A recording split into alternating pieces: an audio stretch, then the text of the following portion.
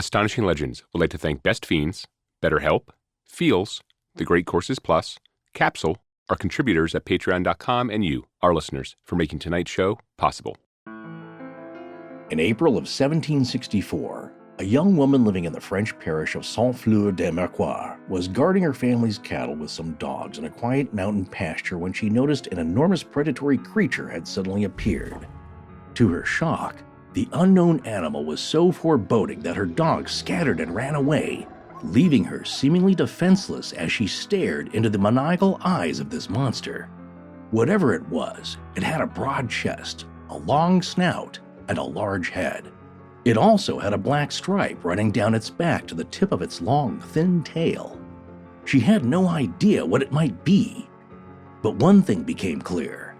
It wasn't there for the cattle. It wanted her. Surprisingly, her cattle formed a protective wall around her. The creature lunged repeatedly, but they held their ground, defying its attempts to maul her and possibly carry her away. She survived the incident without injury, albeit with torn and tattered clothing from the encounter and undoubtedly a lasting psychological impact. Her story would probably be too fantastic to believe had it not been the first of a series of violent, gruesome, and often fatal attacks that would continue for 4 years. When it was all over, hundreds of eyewitnesses had actually seen this animal themselves, and well over 100 people were dead, mauled, their body parts cast asunder, sometimes partially consumed, and other times killed just for sport. The animal responsible for it all predates the convenience of the word cryptid, which was coined in the 1980s. Merriam-Webster only added it to the dictionary in late April of 2019, 255 years almost to the day after this first attack occurred. Their definition of cryptid is as follows: an animal, such as Sasquatch or the Loch Ness Monster, that has been claimed to exist, but never proven to exist. Without the convenience of that word at their disposal, locals of what was formerly called the Gévaudan region of France began to simply refer to the terrifying creature as the Beast, or la Bête. Today, the English-speaking world refers to this astonishing legend by the globally infamous name, the Beast of Gévaudan. The French call it la Bête du Gévaudan.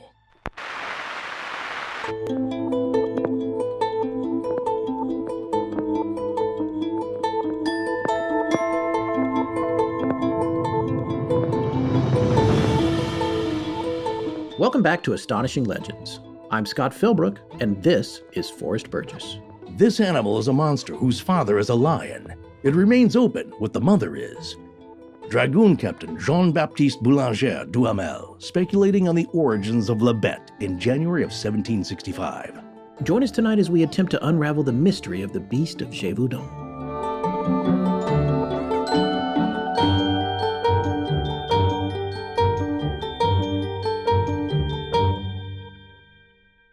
And we're back, Monsieur Neri. Oh, bonjour. Yeah, Wait, that's a quote. No, well, that was... Was that Truffaut from Close Encounters? Very good. Yeah. Wow. Well, Neri, Monsieur Neri. Monsieur Neri. And then you wonder, like, he had a heavy accent, as Francois Truffaut does, but Yes. He didn't really need the translator, I don't think. No, It was he kind of didn't. Fun to have him. He was there. great in that movie. Yeah, Bob Balaban. Yeah. We are back, folks, and what a story we have tonight. Wow. So speaking of which, and more on this in a minute, but tonight's show is not for the faint of heart and maybe not for young kids either, so early warning there.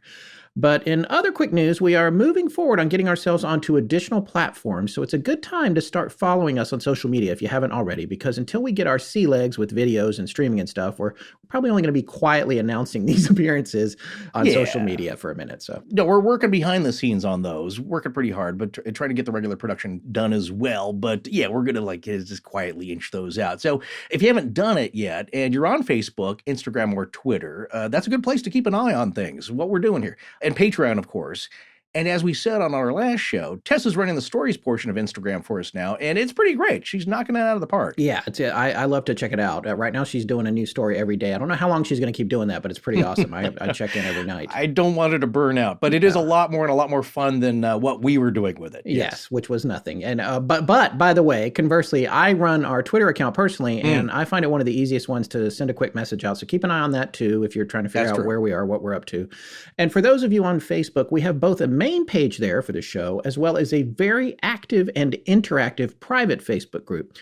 If you're wary of those kinds of groups, and we wouldn't blame you, this one is exceptionally well monitored by the mods. So trolls, politics, and things that aren't astonishing and fun won't be found there. I guess, ironically, it's a safe space to talk about scary things. And don't try to copyright that. I already did. Just now you did. Yeah. I have a copyright hotline to our trademark lawyer. You do have a button on your phone, I noticed. Yes, I got a button. I just press this button, and the lawyer, he loves me because I keep copyrighting stuff. Right. I just hit option 2, and the little TM comes up. And, bang. There you go. Bang. Yeah. It's trademarked. No, you know what? I know it's silly now, maybe, but we always wanted this to be by the nature of talking things paranormal. Because people don't do it because they get laughed at and they get their eye rolls. Yes, that's right. So, we understand what it's like to have a fun place to go where we're all friends and we can talk about this stuff and nobody thinks you're a crazy person. Okay, well, seriously, folks, if you're finding yourself missing us on one of our dark weeks, we just made an appearance on a show our good friend Max Kreitzer does called The Story Of, to talk about, believe it or not, the Chris Harrison controversy. Wait a second, just a little pause. I know people are gasping. Jaws are dropping. They can't believe it. Well, so there you go, you Bachelor fans. This was a super off-the-cuff conversation and a lot of fun, and it's out right now. So just look for The Story Of podcast by Max Kreitzer, wherever you get your podcasts. And we'll have a link to that episode in our show notes as well. Yes, and the word podcast is not part of the title. It's just The Story Of. And somebody else tried to put up a show with the same name, so we got to look for his. It's got a little icon of a VHS tape. Oh, by the way, Forrest yapped so much after I had to leave. I had to sign off because I had a family thing. He forced Max into a two-parter. Shocker. Yeah, everyone that invites us on, they always wind up doing their first multi-parters. So that one's not up yet, but that part 2, it'll be up soon. So the podcast we love. Remember, we filled up 2 of his hard drives, I think. Yeah. That was you and me, though, going back and forth on it. But no, we had a great time just talking, and that should demonstrate how much fun this episode would be, because Max and I just stayed on the line and just chatted. So we had a good old time. I can't wait to hear what you talked about. I hope I don't wake up and find out that we're canceled after that one airs. So that was mostly bad-mouthing you, so it'll be fun. Okay, good. Yeah. No one's going to cancel you for that. All right. Well, here you go. Let's get to tonight's show. Well, before we start, we should give a little, what are we going to call these now, Scott? A gruesome warning? Yeah, and I almost had John do this for us. John's our announcer, folks, and I feel like maybe we haven't given him enough credit. He gets a name drop in the closing credits, but John Bolin, who's been doing our opening announcements for years now and works for free. He's just amazing, and he's a professional mixer, so I just send him this stuff and he records it. And we've built all kinds of warnings with him, medical ones and that sort of stuff. You guys have heard him over the years, but this warning is different, and this is a heavy case. I wasn't expecting the gruesome, horrific nature of this case when we took this on for this week. Well, it depends on how much you describe, because certainly the surprise that I had, well, I guess I wasn't. It's just when you start to read the details about what happened and you go through the timeline, it is the making of a classic horror film. Yeah. Even if you don't get into monsters and the supernatural. Just the terror that was experienced by that region is a little bit mind-blowing. So this is perhaps not a good subject for very young children whose parents would like them to sleep through the night. Yeah, there's some gruesome deaths in here, and we will be talking about them. Just go ahead and turn it off now if you don't want to hear about it, or share it with... Well, we're not going to go into the specifics. Well, no, but we're going to be discussing decapitation, methodology of the attacks in some cases, because it's pertinent to understanding how different this creature was from just your run-of-the-mill cryptid that hardly anybody saw and people thought they saw it in the shadows. This stuff happened. A lot of people were attacked, and the method of attack didn't always make sense for a wild animal. Well, before we get started here, I guess we're going to talk about the sources as we go along, but I listed them all here, so I guess we can just kind of rattle them off. One of them is I was just made aware of tonight by you. that there's a website dedicated to Le Bête de Gévaudan. Nice. So, it's going to only get better. I've listened to that pronunciation about 1,000 times. And I'm not yeah, kidding, you're doing good. And I took 4 years of French, but it was 2 in high school and 2 in early college, and I don't remember anything. Yeah, so the website's in French. We're going to talk about that a little bit more and actually read from it because it's the more dramatic account actually taken from the accounts of the time that somebody has spent somebody who was fascinated, grew up in the area, whose father was from the area, and was told these tales as a child and remembered them ever since. And with some friends who are authors and researchers has put this website together, and it's great to read. But that's where it gets really gruesome, is when you read the details like that. And it's been translated by a friend, I believe, into English, but of course, written in the French language. Could use a Squarespace update. Yeah, it says right on the page, last update was 2012, so. Even before that, Squarespace. Yes. It'll take care of all your problems there. But anyway, it's really interesting. It's the dramatic account, and I recommend it highly for everybody who's interested in this story.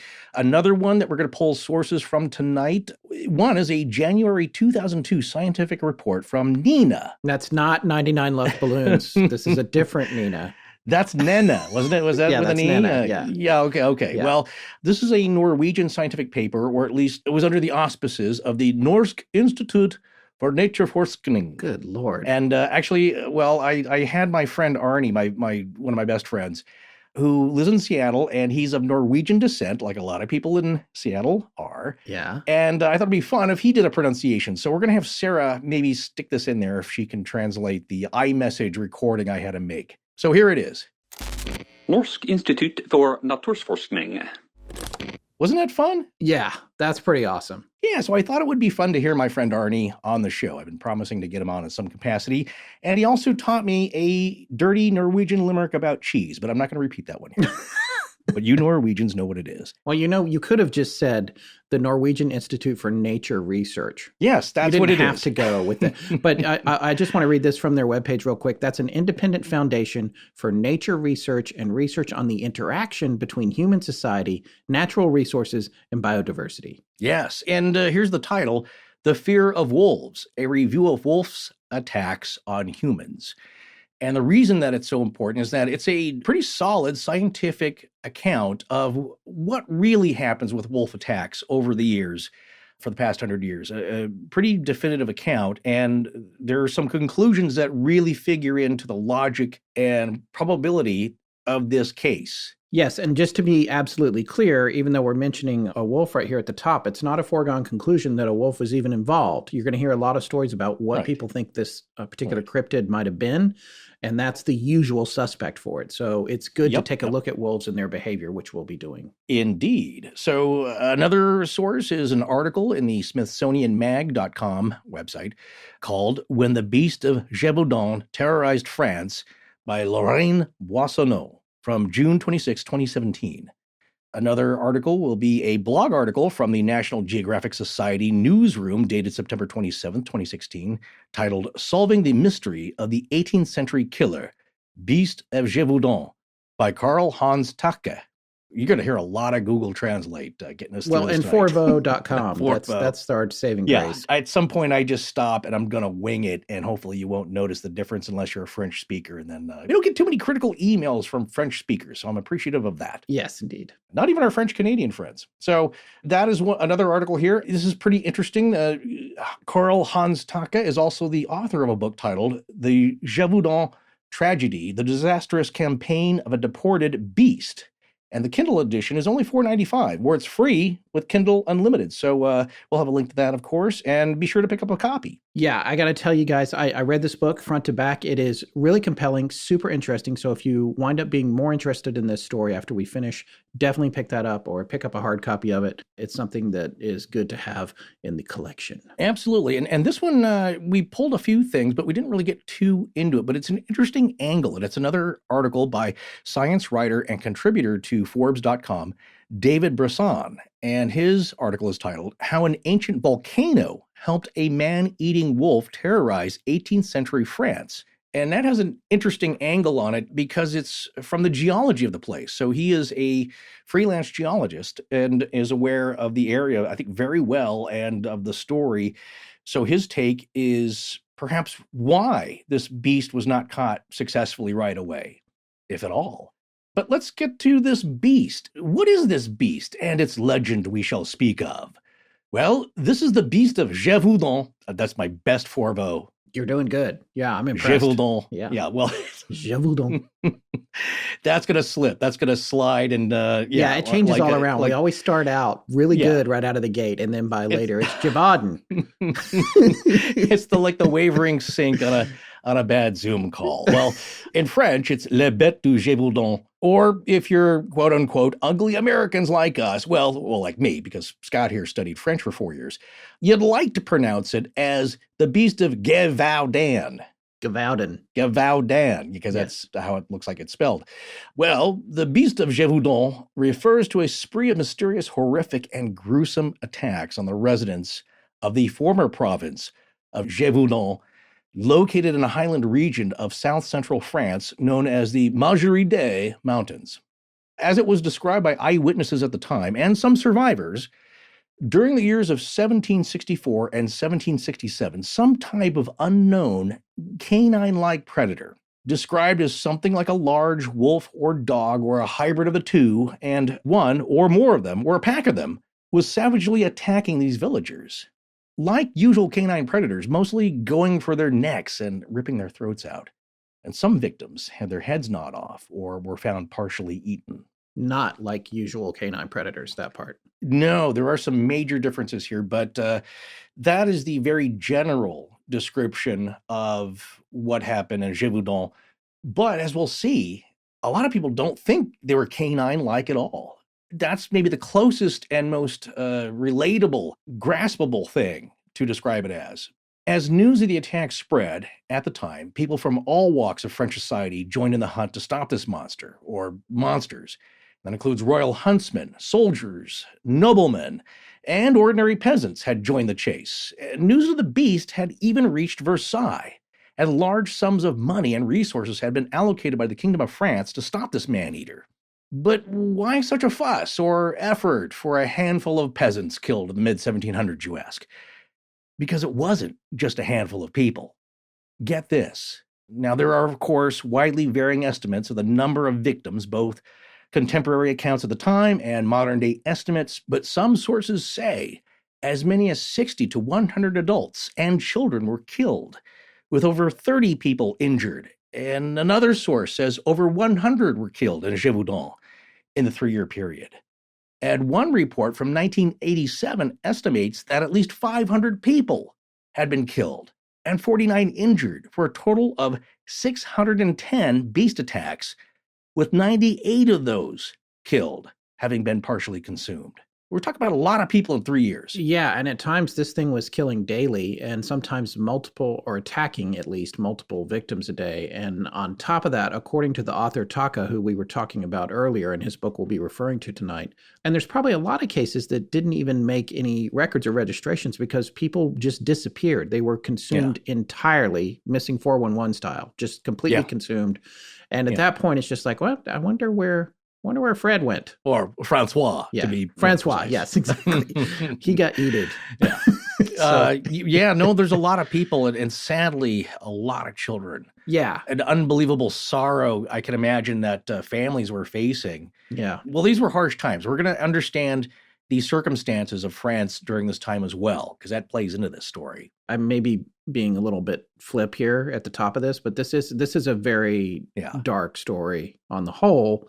It's a bit of gallows humor on my part, I think, trying to deal with it, because, like I said, I was shocked at the details of this story. So, well, I know, and it was a long time ago, and that's how you look at this, or how we all do. But we do take a look at the humanity of it at the time and try and put ourselves in that situation and what they must have gone through. Because one of the knocks on them is, are people just exaggerating this? Was it that bad?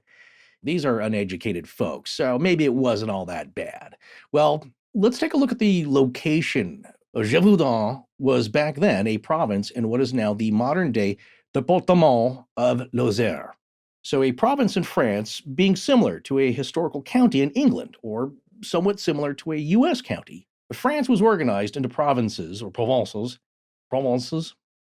The plural of that. I didn't study my my gerunds. I'm just making stuff up here. With French, hey. I just know it's very complicated. Yes. Yes. Well, If you know what a gerund is, you're ahead of a lot of people. I don't. That's what I'm saying. I'm just putting myself out there. Please, no emails. Just don't dangle your participle. Always good advice. Well, Provences in Provence, this is the organization of areas and territory France was under until March of 1790, when the département system was implemented. And Gévaudan was also part of the modern-day département of Haute-Loire, and also being located in the Margeride mountains and plateaus of the Massif Central region in the middle of southern France. Beautiful country, just unbelievable. Stunning. If you look this area up online, I have not been there. I have been to France, but not to this region. Right. I just couldn't believe how gorgeous this area is. It really is amazing. That plays into it too because of the background of this story and the fairy tale nature of it. Well, the attacks themselves were reported to have occurred over an area that was roughly 56 by 50 miles, or about 90 by 80 kilometers. So quite a range of territory for a predator and the hunters searching for it, or them, but perhaps less formidable for several predators to cover that amount of ground. Now, Scott, did you find out what an average territory of a wolf would be, or a pack of wolves would be? Does this seem like a lot to you? I found an interesting website. It has a little section on this. It's called wolfworlds.com. We'll have a link to this, Very of cool. course. Yeah, this is interesting. It says here, by nature, wolves are very territorial animals. Also, I do want to say something else, by the way. Mhm. We're not here tonight to vilify wolves. We're not doing the Peter Benchley, like Jaws situation, which he felt guilty about for the rest of his life. Wolves are cool animals. We're super into them. And in fact, a very dear friend of mine has a wolf dog hybrid. Is an amazing creature. Oh, so did our family. Did I tell you about that? I feel like maybe Yukon. a long time ago. Yeah, he was Yukon. he was either a half or a quarter Siberian Husky and wolf, and you wouldn't know what to look at him because, of course, he had the blue eyes and the reddish fur. Yeah, the reddish and white fur. The only thing that would remind you of it is when he would get around other dogs. Yeah, they would kowtow to him. Oh, it was weird. He was the they big would boss. just like, well, he didn't do anything. He was one of the most gentle dogs I've ever been around, and the most gentle hand feeding dog. Yeah, You just had this vibe, and so the other dogs would be friendly towards him, but like wary of him. It's funny. Yeah. They would part the room as he Yeah. walked by. Yeah. And so I don't know what they were picking up on, but I think it was that part of the wolf. So what we're here to do tonight is give you the real skinny on this, the real dope about what really happens with wolf attacks, the percentages, and the probabilities of this case being a wolf attack case. Wolves are people too. Well, they can have a home range from 33 to 6,200 square kilometers. That's 12.7 to up to 2,400 square miles. But it depends on the type of wolf and where they reside. On average, it's about 35 square kilometers or 13 and a half square miles. And it says here, this is quite a bit of territory for a single wolf pack to take over. That is why many of them overlap with others. It is seldom that these packs of wolves will come into contact with each other. It is estimated that 50% of the territory of a wolf pack is covered daily. They aren't idle for very long, making it hard to track where they are actually at. The low number of wolves, as well as their movements, make it harder for experts to keep a close eye on them for research and observation purposes. Yeah. They do have an area of their territory that is considered to be the core. It is often in the middle of the radius of their range or very close to it. This is where up to 50% of the time of a given wolf pack will be spent. This is the location where they feel very safe, so it is common for the dens where the mothers give birth to be close to the core as well. They give warning signals of where they will be, including loud howls and barking. Generally, the wolf packs will avoid being around each other unless they are fighting for food that may be in short supply. When that occurs, these wolf packs may engage in battles with each other in order to continue to have their claim on a given location as well as the food within it. Wow. Well, that's interesting about wolf packs, Scott, because that's one theory that happened to this region because of so many attacks happening. But what about the lone wolf? Because that's another factor that is part of this legend, in that people didn't see a wolf pack per se. So what is your research? Tell me about lone wolves. The first thing I think of is I'm pretty sure that John Travolta had a jacket in one of his movies. that said did, lone yes. wolf on the back. Yeah. Was it Greece? It was wasn't. something, I can't remember. I think so. I think so. Well, right. according to Wikipedia, lone wolf is an animal that acts independently or generally lives or spends time alone instead of with a group. It's normally a pack I knew animal. that. I could have guessed that. Yeah, okay. yeah. These are wolves that have left or been excluded from their pack and are therefore described as lone wolves. The page goes on to indicate that generally these are older female wolves driven from the that's pack. interesting. Yeah, they're driven out by sort of the structure. It's a wolf Ronin, a Ronin wolf. Yeah. Who's been shunned by their samurai. And it indicates, too, that it's difficult for them to remain lone wolves very long because it's harder to hunt, harder to bring down prey, all that kind of stuff. So it's not a great situation. Okay, well, keep that in mind, dear audience, as we describe this story, because we'll see if that makes sense here, because the lone wolf scenario is one mundane peg that we're trying to pound into a round hole here. So it doesn't fit with the story. It was Laverne and Shirley. It's Michael McKean. It's Michael McKean. Yes, there you go. They screwed up and didn't put the L on his jacket, so it just said one wolf. Remember that? And then Laverne had to put the L. She sewed the L onto his jacket. That's right. So, because a wolf being back then just a very handsy guy, you could say. Television history interwoven with the Beast of Gévaudan. And explained all here to little effect. Okay, let's get back to this article here, because it describes what the place was like at the time. It still is to a great degree. From the SmithsonianMag.com article, as we said, June 26, 2017, titled "When the Beast of Gévaudan Terrorized France" by Lorraine Boissonneau.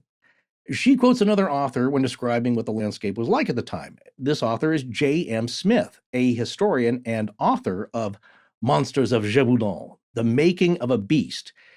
And Smith describes the province as being wild and mysterious itself by saying, quote, "It had the reputation for being a remote, isolated backwater where the forces of nature had not been full tamed, where the forests were indeed enchanted. It's fascinating, it's powerful, it's scary, it's sublime," end quote. So it's an enchanted place anyway. Lorraine Boissonneau goes on to describe it being like the setting for a grim fairy tale, complete with a supernatural-like monster. And she states that in the 3 years of attacks, there were nearly 300 victims, and the legacy of the event would have long-lasting effects, which obviously it did. We're still talking about it. And these beastly horrors wouldn't be the only suffering the people of the region would experience during this era in French history. So let's talk about what this beast looked like. Scott, can you describe it? Well, Tess wrote up a description for us in River, which is where we have the astonishing research corps parked. And as she was, is our head of research and also a producer on the show. But so she always likes to get these things lined up for us.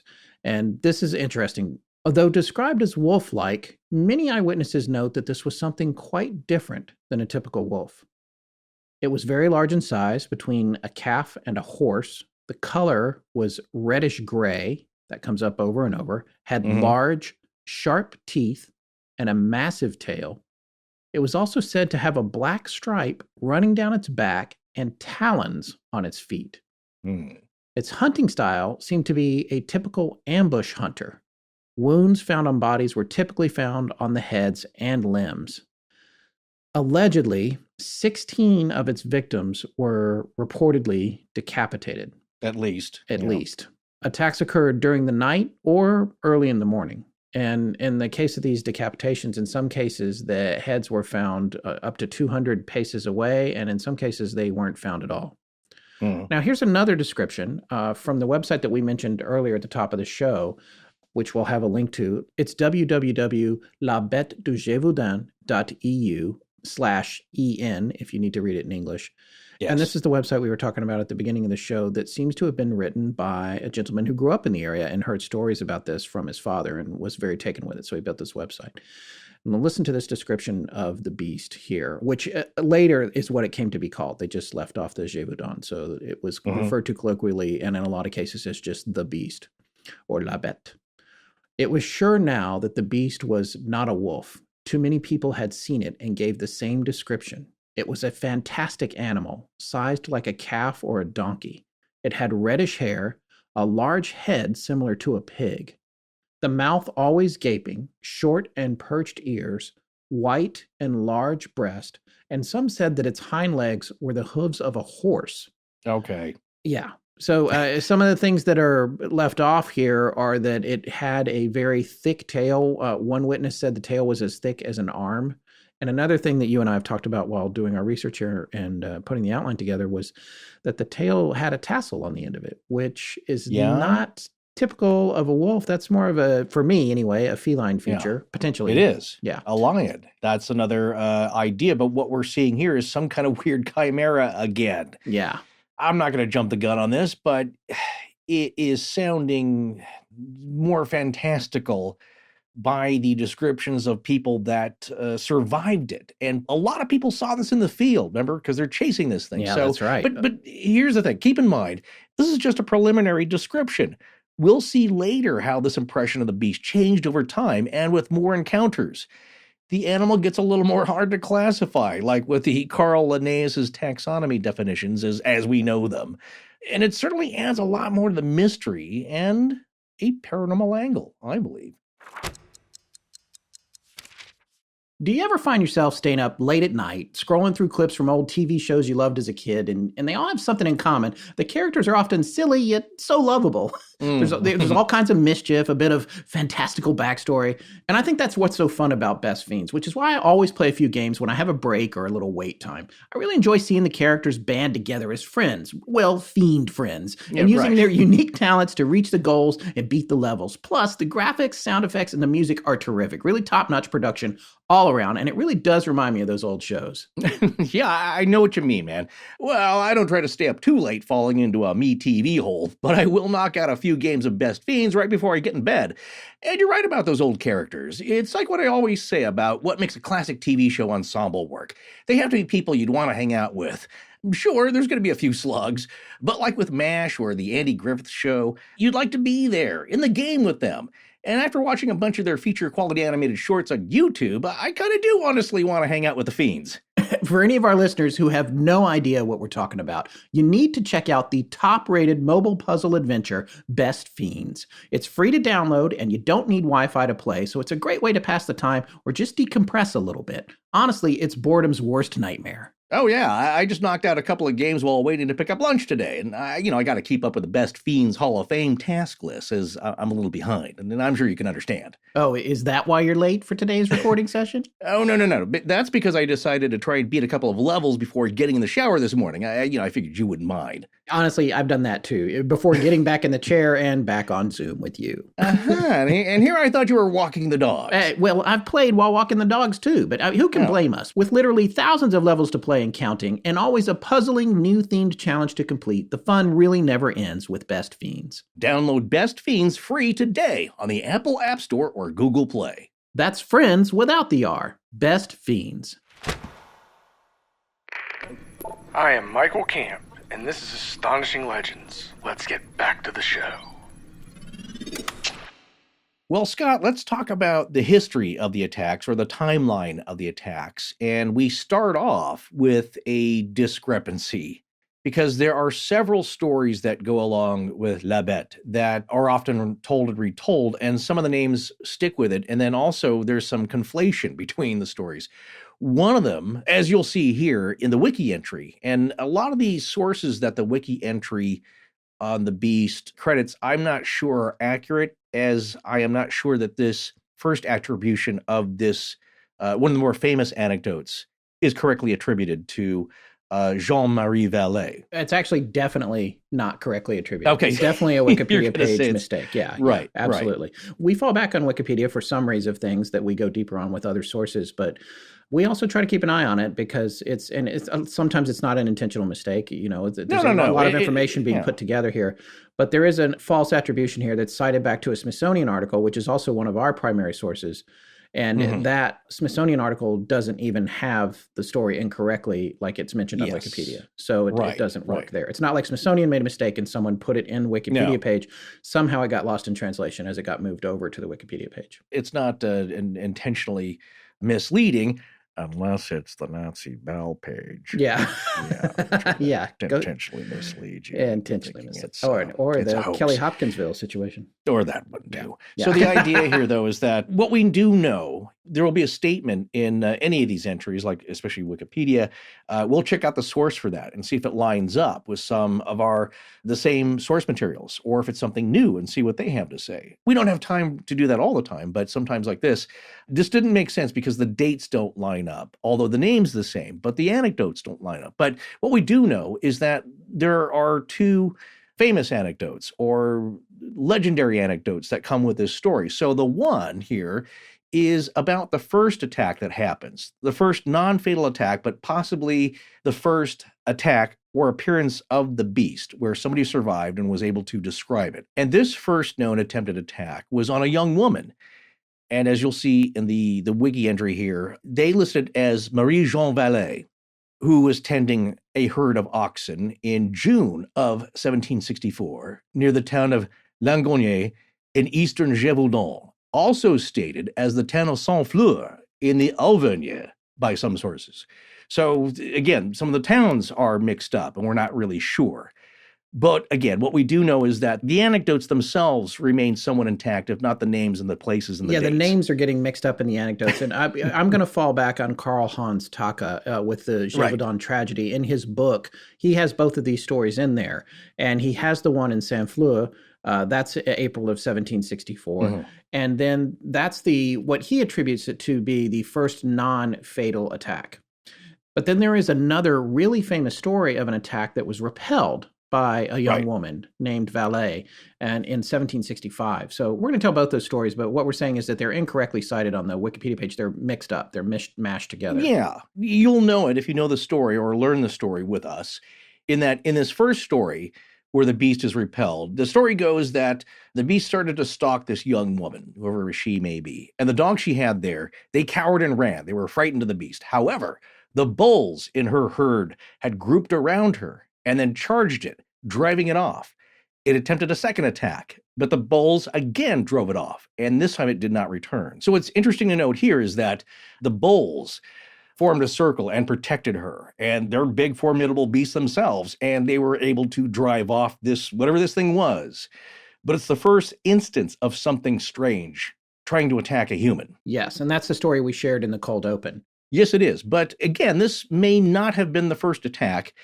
Some sources differ. So the other one that goes on to claim this story with the repelling cattle is also listed as happening in August 11th, 1765. And we know that that's not true because that's a year into these attacks. Yeah, and Karl Hans Taka indicates that it took place in April of 1764, which would be pretty early if we're going by that. I think what's happening is that the waters have been muddied by the Wikipedia entry. I think because it's merging the dates and the people and mixing up two stories together like like they were in a blender. Well, and people are like, we don't care. Keep going. Keep going. No, just keep going. Yes. I haven't recognized any of these French names you've been trying so hard to say correctly. So who cares? Just tell us about the creepy beast. Well, this is what we're about to do. In this account here, though, one name that does, as you could say, bubble up in your smoothie of history is Marie-Jean Vallée. Her name definitely is remembered as somebody who bravely repelled this beast that killed so many. And Scott, why don't you read that anecdote from an Atlas Obscura article? This is a very quick little telling of this story that's well done and also is corroborated by Taka's book. So we're able to cross-corroborate this particular version of this story. In a sworn testimony recorded in 1765, Antoine Beauterne, who we'll talk about later, recounted Vallée's story of her near miss and attempt at killing the feared beast, which she described as looking like an unusually large dog. According to the account, Vallée was crossing between branches of a river through a small wooded area when she turned to discover the beast immediately behind her.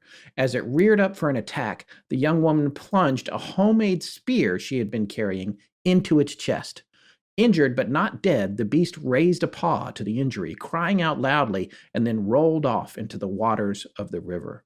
That story is on Atlas Obscura. The primary contributor for that was Annetta Black, and it was edited by 4 other Obscura contributors. We'll have a link to that in our show notes.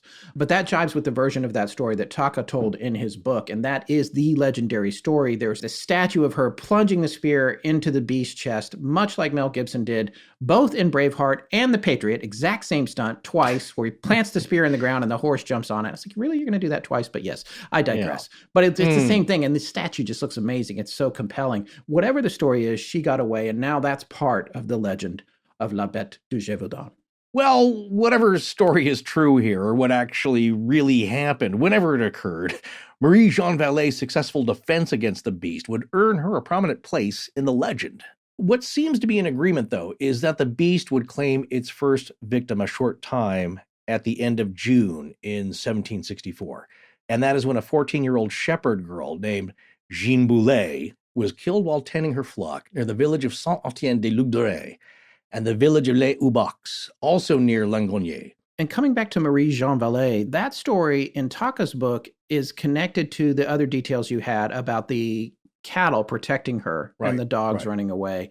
In Taka's book, that's an unnamed victim who is different from the encounter that Vallet had with the spear that's immortalized with the statue. Okay. So, but Yeah, it's well, that was my point. Which one's first? You know, we just don't know. It's and these things get confused. Yeah, when not so much at the time because people knew who these people were of the village. Okay, they're small villages, and I know it's a big region of sorts, but people knew who these people were.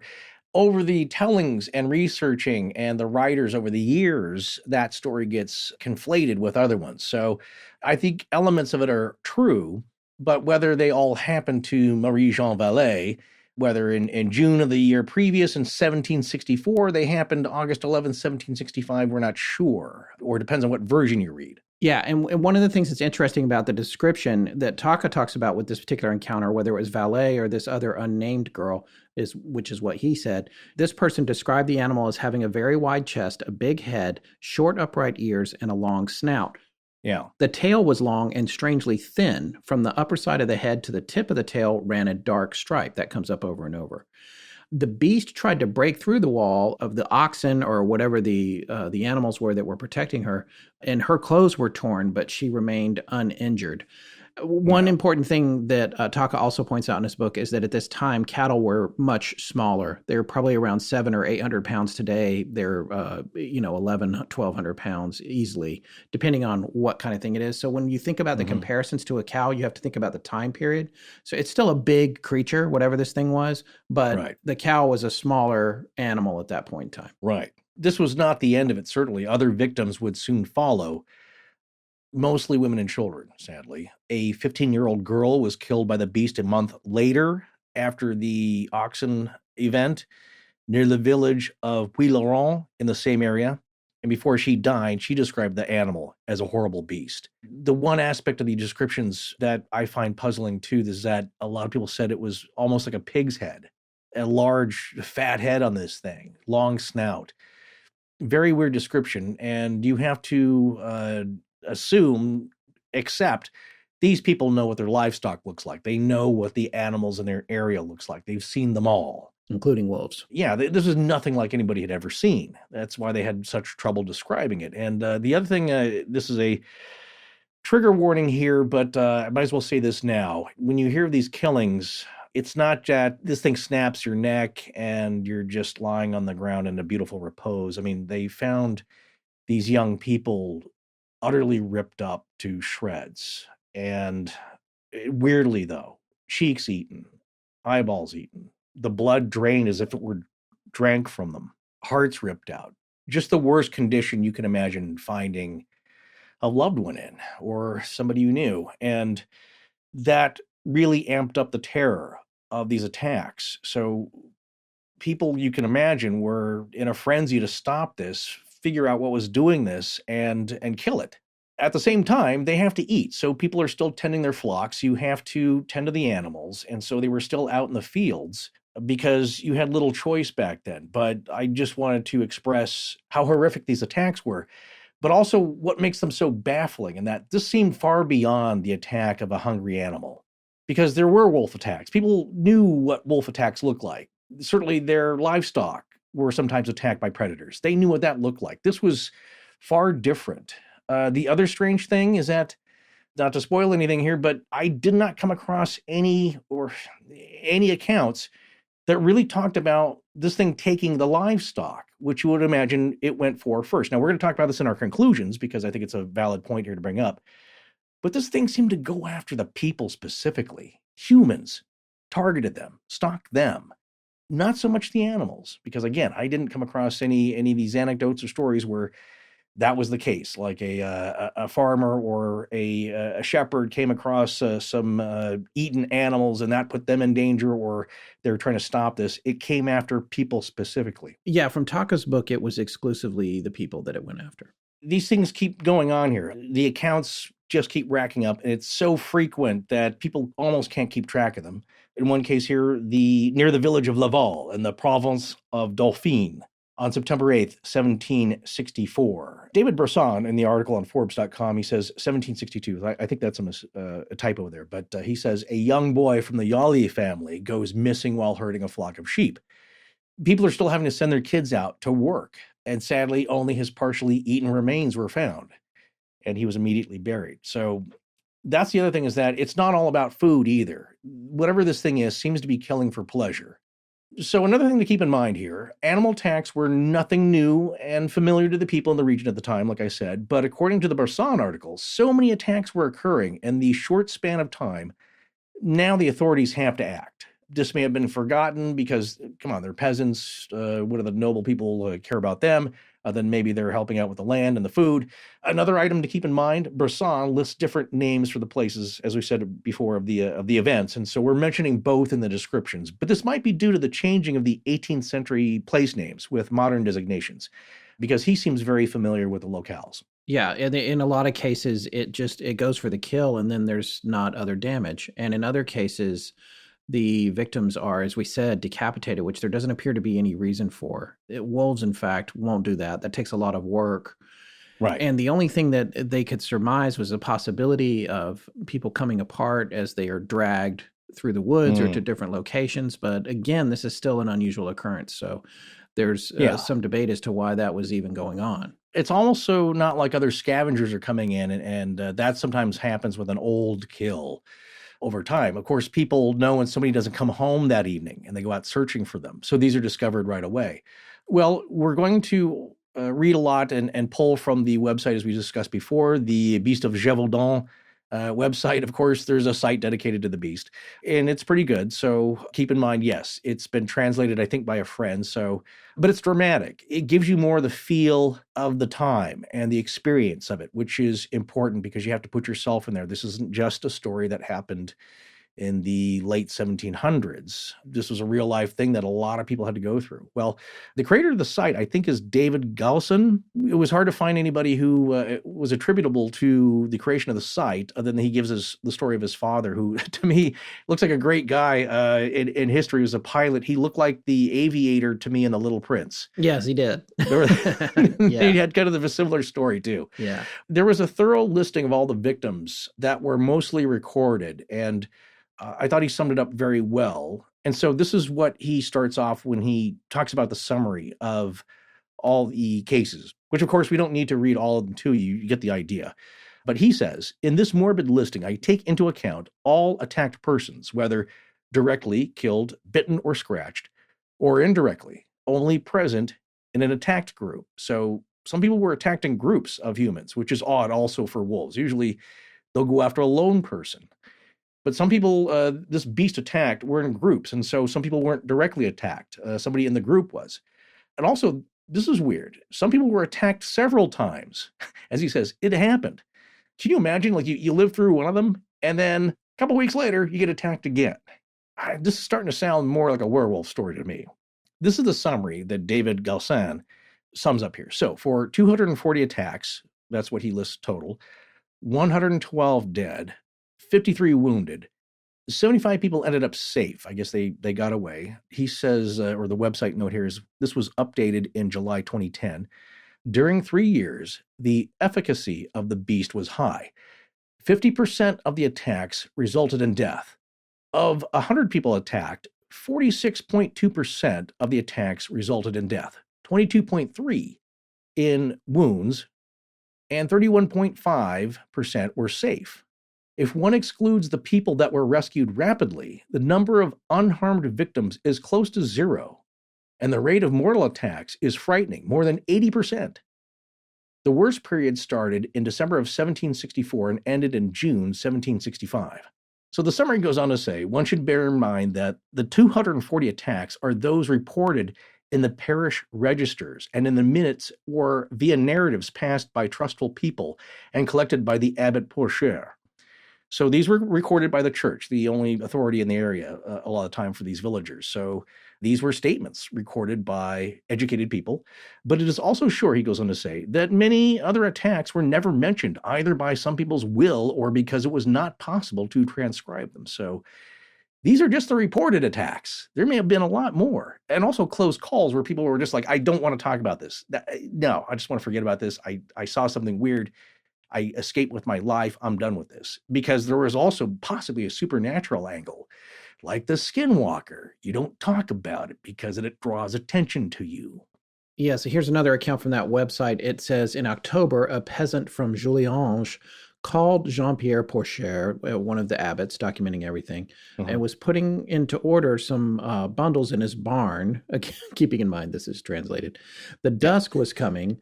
The snow covered the countryside. All of a sudden, a shadow goes through the narrow window of the warehouse. Pourchaire is gripped by a kind of terror. He takes his shotgun, stations himself in front of the stable's dormer, and sees in the street of the village, in front of the waterspout, a monstrous animal such as he had never seen. It is the beast, he said to himself. Although very courageous, he was shaking so much he could barely hold his weapon. However, after crossing, he shoulders, aims, and fires. The beast falls, gets back on its feet, shakes its head standing still, and looks around furiously. Pourchaire fires again. The beast shouts out, bends its legs, and escapes, making, quote, a noise like two people breaking up after a fight. That night, Pourchaire was convinced that unless there was a miracle, all the inhabitants of Gévaudan were doomed to be eaten. This guy unloads on it with 2 shotgun blasts. Yeah. And it gets away. Yeah. This was not the only time. This happened over and over again. This starts to make people, as we say, no effect. This starts to freak people out. This thing, if it were just a big wolf, any kind of animal, should go down after being shot a few times. This happened over and over again. And by this point, people are wondering what is going on here. A lot of people have seen this thing. A lot of people have been attacked. A lot of people have been so mutilated that it's mind-boggling how vicious this thing was. So to give you an idea, towards the end of 1764, a local newspaper characterized the events thusly. A ferocious beast of unknown type, coming from who knows where, attacks the human species, killing individuals, drinking their blood, feasting on their flesh, and multiplying its carnage from day to day.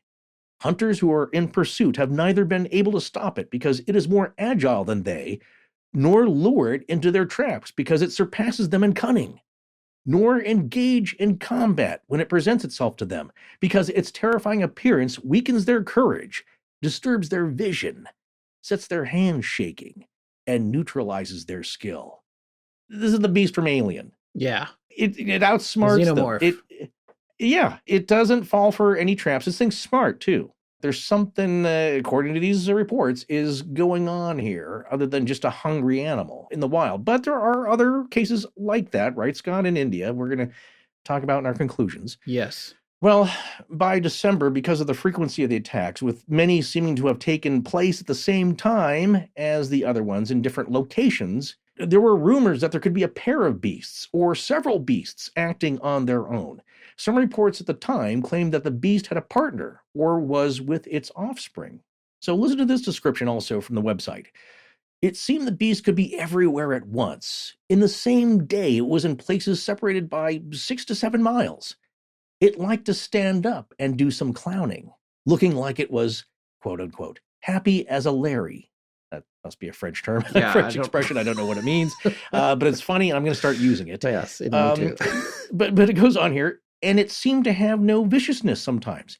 If it was in a hurry, the beast would cross the rivers in 2 or 3 jumps, and it was seen walking on the water without getting wet. Someone assured that he heard the beast laugh and speak. Usually, a mother would scold and threaten her child with the beast, and it would lay unexpectedly its hooks on the windowsills, gazing arrogantly at the sought-after baby.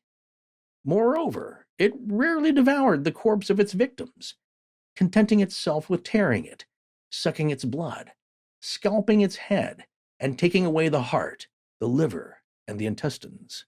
Oof. This is a horror movie, but here's the other thing. It's like this is starting to sound like Skinwalker Ranch.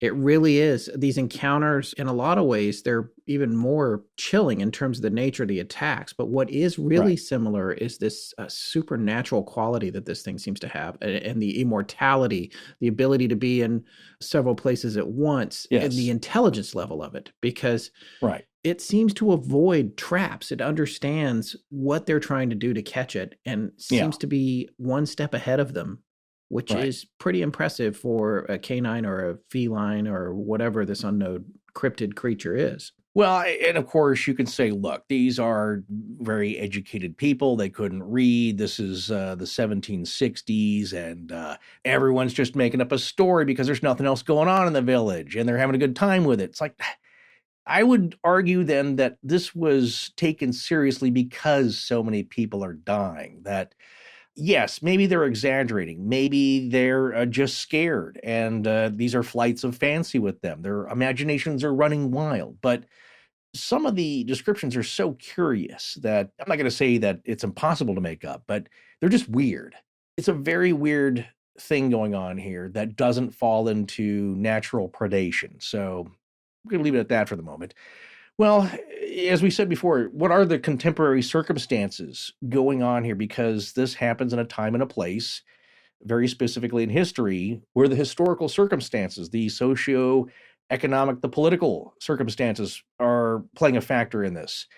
And it affects the hunt for this beast. Well, aside from that newspaper account we just read, what were the societal circumstances for the people living in the region and for France as a whole? We're now going to turn again to the SmithsonianMag.com article titled When the Beast of Gévaudan Terrorized France by Lorraine Boissonneau. And she does a great job of summarizing the contemporary circumstances. So what's more, Boissonneau states that in 3 years' time, the beast or the beasts had attacked nearly 300 people. But these monstrous killings weren't the only awful hardships for the people of the Gévaudan province. In 1764, the 7 Years' War, which lasted from 1756 to 1763, which was described as a global conflict and a struggle for global primacy between Britain and France, had only ended the prior year. France was in a terrible economic condition, having lost several key battles fighting the British and the Prussians. King Louis XV had also lost Canadian territories, along with numerous overseas colonial possessions. Boissonneau's assertion was that France as a nation was downtrodden, in disarray, and needed a morale boost. And the stopping of this beast would provide a common foe and cause that the country could unite against and rally around. France at this point had something to prove. Yeah, and it's not just the leadership that this is happening for. It's the soldiers, the people that fought in the war. They're demoralized. They need a win, too. Everybody needs something to get behind and show that they can do the things they put their minds to. Well, the story of the beast also gained nationwide notoriety because of a new style of reporting called faits divers. I guess this translates to various facts. Yeah. Do you remember what the definitions of those? I mean, I looked it up actually, but you don't trust Google Translate. Sometimes it gives you a roundabout definition. I mean, it sounds a little bit like sensationalistic journalism, which obviously sells papers. This method was employed by the founder of the Courrier d'Avignon newspaper, Francois Morenas. Because the king censored most of the political news of the day, newspapers had to turn to other news to report, and entertaining news certainly helped in maintaining profits. So faits divers could be considered an early form of true crime reporting, where news of everyday incidents from small villages would be fascinating and relatable on a national scale. It seems like a feature that newspapers used to print and call the crime blotter. You remember that? Of course, yeah. Incidents of crime and strangeness piqued the reader's curiosity. Right. So Morenas' coverage of the beast and the killings made the story a national headline out of the bucolic rural tragedies that are happening. might say. Yeah. And, the other thing that's happening is that in the big cities like Paris, they're not as easily given over to superstition and these wild Right. goings on in the country. And so this is a way for them to live vicariously and see what's happening out there to Yeah. these folks that are the ne'er-do-wells. Because a lot of the peasants and the people that were subjected to this they couldn't read or write. They were Right. impoverished. They were having bad years, bad harvests. So they're already having a pretty bad time. And then this thing comes along and starts indiscriminately killing their children. Right. Right. Well, with this new national sensationalism about something the country would rather focus on than solving its post-war woes, and also speared by a rapidly increasing body count, it was time for the authorities to step in. So the very first organized hunt takes place when a local government official named Etienne Lafont and a captain of the local infantry, Captain Jean-Baptiste Duhamel, the aide-major des dragons de l'Union. A lot of ons here. No, he was a dragoon. He was in the British he's of in the dragoons, dragoons. Yes, of course. Don't let me break into Adam Sandler here. Okay. They were gathering a force together to kill the beast.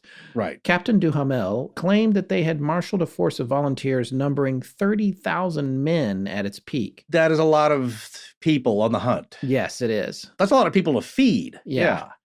So using military organization to coordinate the effort, Captain Duhamel ordered that poisoned bait be left along trails, and some soldiers actually dressed as peasant women in order to possibly lure the beast, because it was primarily attacking women, and not just children, but women, and it very rarely attacked men, although it did attack older men sometimes, but it didn't have as much success with them. Right. So these soldiers were putting on dresses and hiding out or pretending to be farming while they had weapons on them, hoping to draw this thing out. Oh, did you read from the website? Again, this is why I liked going back to this and why we're reading from it. It describes some, I wouldn't say crazy, maybe they're crazy ideas, but they were so desperate to trick this thing, stop it any way they could. There were ideas of like making a fake woman, like a mannequin, out of meat with the limbs, and then because it would go for the head would have just a bag of knives in it and viper poisons. Yeah. Just like maybe it'll attack this thing and poison itself. They're just thinking of anything that might possibly work, because what's been going on so far has not worked. Regular hunting methods, and people are dying every week. Yeah. And one of the things that Taka said was this thing never went for this. It never was tricked by the soldiers in ladies' clothing. And I guess apparently, according to Duhamel, when they did that, a bunch of volunteers also wanted to show up, male volunteers, and wear dresses and get out in the fields too. But he banned that. He didn't want that to happen, because he didn't want, if they didn't have success, he didn't want his soldiers to look bad. Right. It's getting complicated. So then... But the other thing about the poisoning, a lot of times what was happening there, where they were finding domestic dogs and poisoning them, and then lacing their bodies with poison and leaving them out in the fields. In all these cases of these horrible methods that they're trying to use to catch this horrible thing, it's not going for it. Yeah. And it's kind of surprising, because even though some of them seem a little bit amateurish or half-witted, other ideas, you think it might trick it, and it's not taking the bait on any of it. If it just wants to feed, maybe it can smell the poison. Who knows? But if it's just looking for food, you think it would go for the easy pickings. Right. At least, which could be just a live sheep or a live cow. Yeah, Jurassic Park style. Just going for, why is it doing this? Well, again, this is at a time when there's economic troubles for France as a whole, but the reward for killing the beast, according to historian Jean-Marc Morisseau in his book La Beast of Gévaudan, was reported to have grown to an equal amount of a working man's yearly salary. This is a lot of money for these people, that if you caught this thing, you're done for the year. Taka had indicated in his book that the reward was 6,000 livres. Yeah. So a lot of money back then. Yeah, it's a lot of money back then. I mean, it's crazy. So Duhamel, Captain Duhamel, he did kill a wolf, a big one. It says here on the website for 18 pounds of prime. I'm not sure if that is certainly the wolf would weigh more than that. But even though he killed a big wolf in his outings there, the people were not relieved, because they knew this beast was no ordinary wolf. even as the people, the authorities, were trying to relieve them that it was, saying, no, we got it. This was a big wolf running around. We got it. You don't have to worry about it anymore. The people ain't buying it. They know it's not. And it didn't stop. So also from the website here, the tales, the stories that were coming in that were being spread around, of course, as we said, a lot, I'm sure, were exaggerated. But we see this every time, like with Valiska. I just got done watching the series Night Stalker. This happens every time when there's a murder spree going around. It shuts everything down. People arm themselves. They lock their doors. They stop doing their usual things. Well, the same thing here. As it says from the website, the country works were abandoned. Streets were deserted. People never got out alone and unarmed.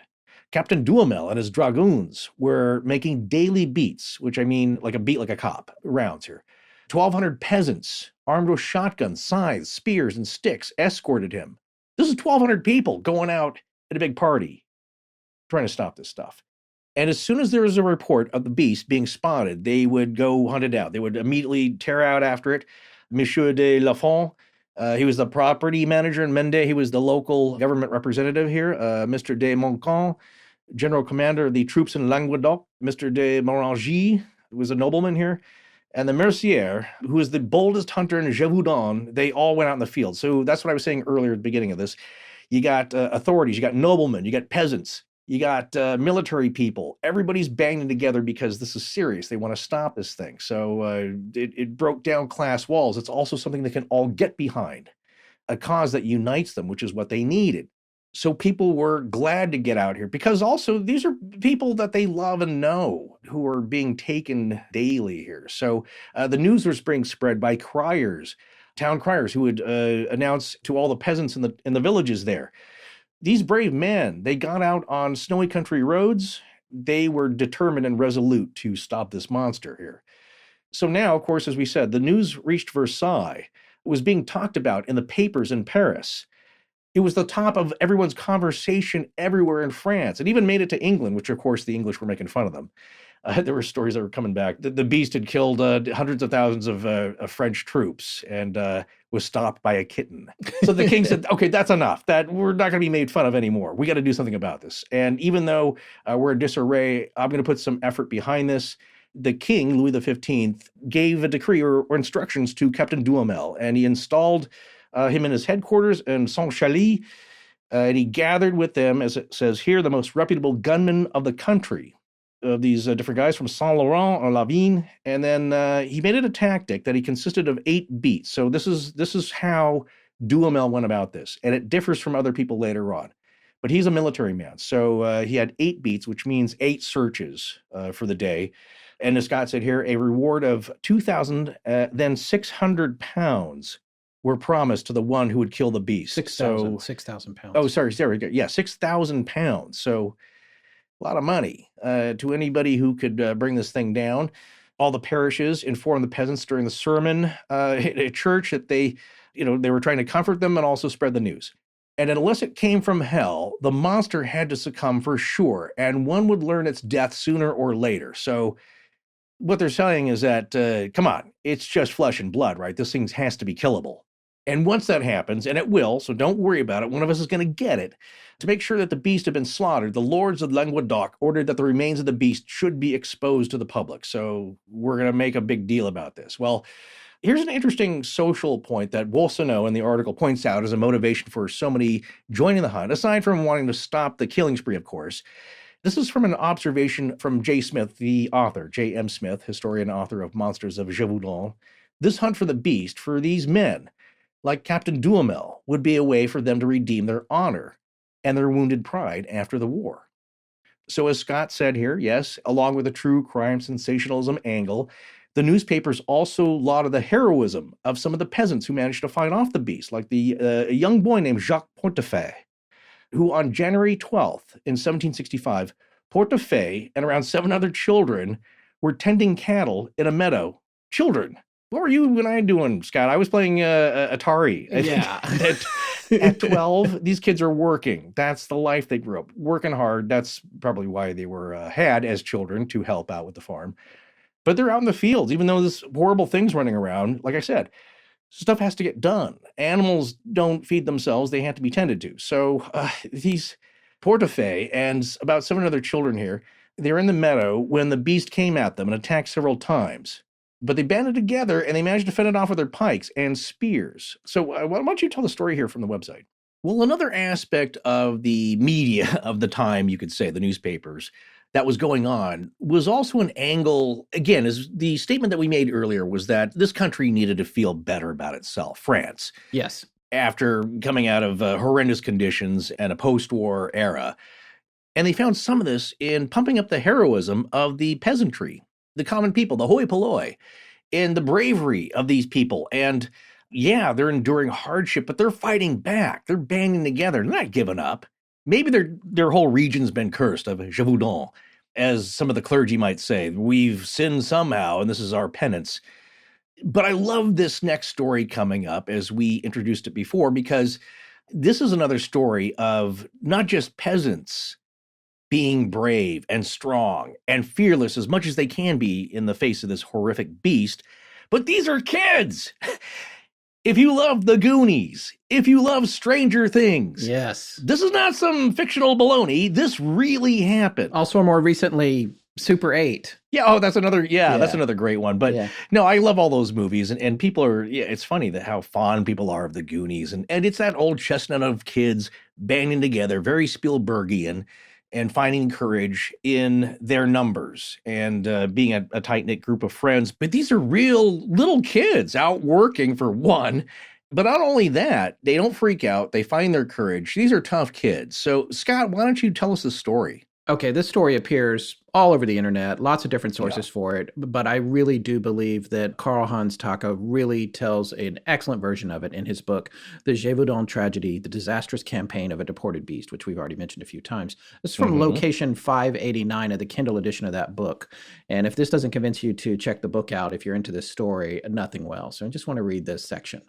There are episodes belonging to the history of the beast which sound so incredible that they seem to have been invented. But they are historically warranted. And by the way, folks, keep in mind this was translated from French to English, so it's a little clunky here and there, and as my French will be too. So, as my English is. On 12th January 1765, 5 boys and 2 girls from the village of Villeray-d'Apcher, parish of Chanelay, guarded the cattle of their families on a pasture, probably swept free of snow by the wind, in a mountainous region in the northeast of the Margeride. When the beast appeared suddenly, the 7 joined together for defense under the instruction of the largest of the children, the 12-year-old Jacques-André Portefeuille. In the front line, the 3 12-year-old boys. In the second row, the 2 girls. Sounds like Sparta. They're doing a good job. In which case, we only know the age of Madeline, 9 years old. Behind them, the 2 8-year-old boys. All children were armed with a stick with a metal blade at the end. As long as it was not used, this blade, which was as sharp as a knife, was covered with a leather sheath to prevent the danger of injury.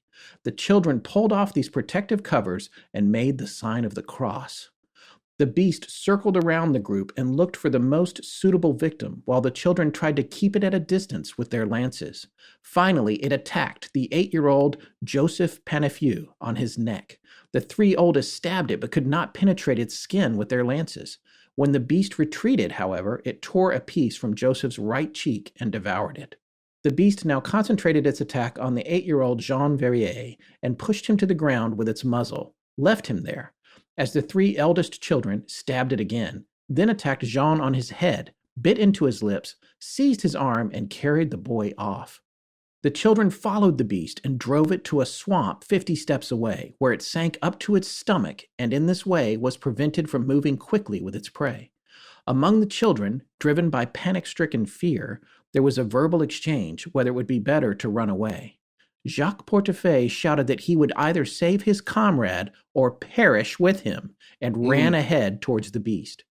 The other children followed his example, even Joseph, who was badly hurt. They attacked the beast with their lances, once again could not penetrate its hide, tried in vain to hit its eyes, but hit its open mouth. The beast snapped at Jacques Portefeuille's weapon and bent it. In the meantime, it prevented its victim from escaping by holding him with a paw. Under the continued attacks of the children, The beast jumped back and let Jean go. Jacques Portefeuille brought himself into position between Jean and the beast. Jean pulled himself up behind Jacques at his coat, raised himself, and escaped with an arm injury. The beast ran to a hill. The children pursued it, and the beast fled and finally crossed a stream. Meanwhile, a man who had been alarmed by the screams hurried to the place where the sounds came from. When the king was informed, this would be Louis XV, about the brave rescue of little Jean, he handed over a reward of 300 livres to Jacques Portefeuille. The other 6 children received the same as a total sum. The chroniclers of that time even recorded details as to the body heights of the children. Jacques Portefeuille, for example, was 1.32 meters tall. The 2 smallest boys, 1.10 meters. Alexa, how many feet is 1.32 meters? 1.3 meters is 4.3 feet. Okay. So that puts Jacques Portefeuille at a little over 4 feet tall, and everyone else shorter. None of the children reported that the beast was a wolf. And how could a wolf, an animal adapted to run over long distances and with claws unsuitable to grasp, succeed in holding tight a child that is 1.1 meters tall who is desperately trying to escape, while 6 other children in fear of death are stabbing this animal with metal blades? The more details you find out about the beast, the more far-fetched its alleged wolf identity sounds, and the more clearly its true identity is revealed. In a poem that made the rounds as a hymn of praise of the 7 children, the beast became a, quote, monster that had escaped the beaches of Africa, end quote. So that section, I just thought, that story is just, how is this not a movie already? How, just that, you could build a whole franchise off that one encounter. It's just amazing. There is a movie about La Bête du Gévaudan, the Brotherhood of the Wolf, I think. Yes. But I'm not sure if it highlights or includes this scene. These kids chased this thing. They pursued it. And they were are like, so okay, brave. You kids are crazy. I know you're malnourished and you're not much of a snack, but I'm out of here. And they scared it off. But the behavior is strange. And we'll get into the theories or the hypotheses of why this hide might have been so thick, but it's strange. Canine fur and skin, from my experience, is not that... From all the times that you've had to stab a wolf? No, from the times that I took broken little mini alcohol bottles and taped them to my fists to fight off a pack of wolves. The gray. Oh, I'm sorry, that might have been Liam Neeson. Yes. But the idea, though, is that that's what I thought about seeing that movie was, in this day and age, wolf attacks are pretty infrequent. You know, usually under special circumstances this happens, but that's all he's got. Look, we know canines, and there are other animals with thicker hides, like boars, and their hair is much sturdier, coarse, thick, and possibly harder to penetrate. But this just sounds weird. You know what I'm saying? Yeah. The behavior of this thing attacking... supernatural. Yeah, again, not to foreshadow that's where we're going. No, with this, I'm not saying right I'm going now there either, but I'm saying in this moment, this story has a supernatural bent to it that's, similar to the stories you would hear about Skinwalker, as you said. It's a little weird, but at the time, though, they're taking this as natural. Even for the people they just of the can't time, figure out what it is. Right. And this is an angle that we're going to talk about towards the end is, this is also still the time of magic in certain circles, vampire lore, werewolves. That's never really gone away. Why isn't it more so here? So then I wonder, is this just the filter of time and reason in the last 200 years? Yes, and before we move on from Portefeuille, I did want to point out one other thing. The king also paid for his education. And he became a well-educated man and enjoyed a long career and actually met the king and became somewhat of a celebrity after this. Yeah, right. Well, not a bad nest egg he starts off with, 350 livres, and the kids had 300 to split amongst them. But Louis pledged that the boy Jacques would receive an education paid for by the state, but also he pledged the state would help with killing the beast. Yeah, so this story, of course, reached Versailles, but now it was like, okay, you know what? If little kids are trying to fight this thing off and it's so horrific, you're going to get help from the king. Well, yeah, on top of that, he's starting to have issues because these folks are starting to get upset and he can't have the peasants revolting because of this situation. They're already having a bad harvest, and now they're getting indiscriminately murdered. And not only that, their kids are getting killed and the adults. So he's got to do something about it before it gets out of control. BetterHelp wants you to start experiencing a better life today. If anything is interfering with your stride and preventing you from achieving your goals, check out BetterHelp.com. They'll assess your specific needs and match you with your own licensed professional therapist within 48 hours. We've all found ourselves in a funk that feels a little like a rain cloud that follows us everywhere we go. I mean, it's understandable, especially these days.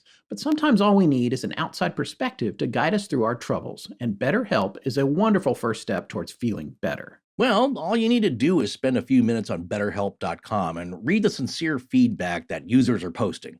For example, here's one posted just a few days ago. It reads, Marie's experience and kindness was obvious to me from the first time we met. She has an incredible personality, and I immediately felt like I had someone rooting for me. Well, she put it better than I did. And sometimes it's just enough to know someone is rooting for us. Yeah, and here's another one I saw. This user posted, I am so thankful to have been matched to David. He's amazing. He has the knowledge, the ear/shoulder to lay all your worries. I smile before and after a session knowing he has my back and will lay down any knowledge to guide me onto the right path. BetterHelp is not a crisis hotline. It's not self-help either. BetterHelp is professional counseling done securely online, and it's available for clients worldwide. Yeah, and the nice thing is that you can log into your account anytime and send a message to your counselor. You'll get timely and thoughtful responses. Plus, you can schedule weekly video or phone sessions, so you won't ever have to sit in an uncomfortable waiting room with traditional therapy. Visit betterhelp.com/astonishing. That's better, H-E-L-P, and join the over 1 million people who've taken charge of their mental health with the help of an experienced professional. In fact, so many people have been using BetterHelp that they're recruiting additional counselors in all 50 states. This podcast is sponsored by BetterHelp, and Astonishing Legends listeners get 10% off their first month at betterhelp.com/astonishing. That's 10% off your first month at betterhelp.com/astonishing. Healthcare fads and trends have always been around, and believe it or not, every once in a while, something actually works. And then it's not considered a fad or trend, but a genuine medical benefit. And I believe this is the case for CBD because Scott and I, and millions of other people now, have experienced this natural product's effectiveness firsthand. Whether it's improving your quality of sleep, reducing stress and anxiety, or easing pain, things so many of us experience daily, CBD has shown to provide relief. But common sense will tell you, no matter what you put in your body, you need to be an informed consumer. You need to arm yourself with knowledge about the products you take, and with CBD, that includes the amount to take that's right for you. Boy, howdy, all of that is so true. This is a big trend right now. Ads for CBD are all over social media and radio and podcasts. I'm sure most of this have heard the term CBD and are curious about how it could help. But so many people are just ordering the first thing they hear advertised and not really knowing much about it. Yeah, and that's where we believe Feels has really led the industry with their product and their approach. Not only is Feels CBD handcrafted with the best artisanal practices, but they provide real human support with their free CBD hotline to help guide your personal experience, because that's how you're going to get the maximum benefits from it, especially if you're new to CBD. The thing to remember about CBD is that finding your right dose is important, and everyone's dose is different, so leave room to experiment over the course of a week or so. You may need to take more or less to get the effects you're after. So I told my Feel success story last time. What's yours, Forrest? All right, I know I've mentioned on the show before how I'm trying to get back into jogging, if you can call it that. Yeah, well, I hadn't run since October, and man, did I pay the price for restarting. You remember what growing pains in your legs were like as a kid? Oh yeah, quite uncomfortable. Well, that's exactly what it felt like later that night, and the aching was so bad I couldn't fall asleep. So now it's like 2:30 a.m., and we have to record the next morning, and I don't like taking those pain reliever plus sleep aid medications too late into the night because, I wake up feeling really heavy-headed. And then I remembered I had a flight of Feels. So I took the vial recommended for sleep and pain relief, just a few drops under the tongue, and honestly, within 20 to 25 minutes, I was sleeping soundly. Woke up refreshed, no morning fog, so I gotta say, I'm sold. And there you go. Well, true story. And the best way to keep CBD working for you is to join the Feels community by becoming a member. Not only will you get Feels delivered right to your door every month, but you'll save money on every order and you can pause or cancel at any time. Feels has us feeling our best every day, and it can help you too. Become a member today by going to feels.com/legends, and you'll get 50% off your first order with free shipping. That's FEALS.com/legends to become a member and get 50% automatically taken off your first order with free shipping. Feals.com/legends. Hello everyone, I'm Kylie McKee and this is Astonishing Legends. Let's get back to the show. Well, there are two people now that are sent who are authorities in the region or are tasked with leading this hunt, this charge of fixing this problem here. One of them is, as we mentioned before, Captain Jean-Baptiste Duhamel. He is the military brains of the operation here, trying to coordinate this. And there's one that is more a government, regional government delegate, Etienne Lafont. These are really the two people in charge. And Captain Duhamel is doing his best to try and get the villagers and all the people coordinated. And, so this isn't crazy and it's dangerous and they're shooting each other, right? So he's, as we stated before, really trying to use military tactics here in beats, as they could say, or going out in rounds throughout the day and night to hunt the beast. And there were several chances where he could have taken a shot at the beast, but he was hampered by less than cooperative peasants, you could say. They don't know who this guy is. I'm not sure they even had that much ease in communicating, because I believe the dialect of French is slightly different. I'm just going off here from some of the other things that I've read, and that there were problems with the communications going on. And then some of the men that he had under his command were a bit incompetent. So, for example, here, it was anticipated that the beast would cross the Truyère River, but the villagers of Les Malzieux didn't show up. They didn't get the memo, or they were scared and they didn't want to. So they had this beast cornered. They were tracking it. They knew its path.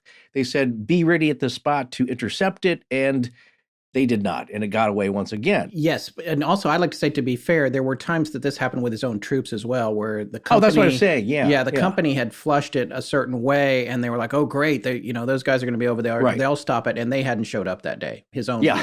Yeah. That's what I was saying, the incompetence of his own men was a factor, but he was doing his best. But after numerous failed attempts, Captain Duhamel is ordered to stand down. So he stands down as Louis XV then sends in two professional wolf hunters from Normandy, a father and son team of Jean-Charles Marc Antoine Valmesle de Navarre and his son Jean-Francois. Yeah, don't leave out Jean-Francois. I was going to say, that's the easy one. Jean Valjean. Yes. Well, no, what's funny is later on, the son is often confused, I believe, in this pair for the father. Yes, because they both are, there's an they're both Jean situation. Jeans, right. Yes. Well, this pair arrived in Clermont-Ferrand on February 17, 1765, and began stalking the beast right away with their usual wolf hunting techniques of employing stealth tactics. So they're more like regular hunters, that we're saying. They're laying in wait, they're hiding out, they're used to hunting wolves. Well, this differed from Captain Duhamel's strategy of using hunting parties to flesh out the monster, so it made a cooperation of efforts between the two groups useless. The father, Jean-Charles, had claimed he'd killed at least 1,200 wolves in his career, and he believed the beast was a Eurasian wolf, and therefore he hunted it like one, using 8 bloodhounds trained to track them.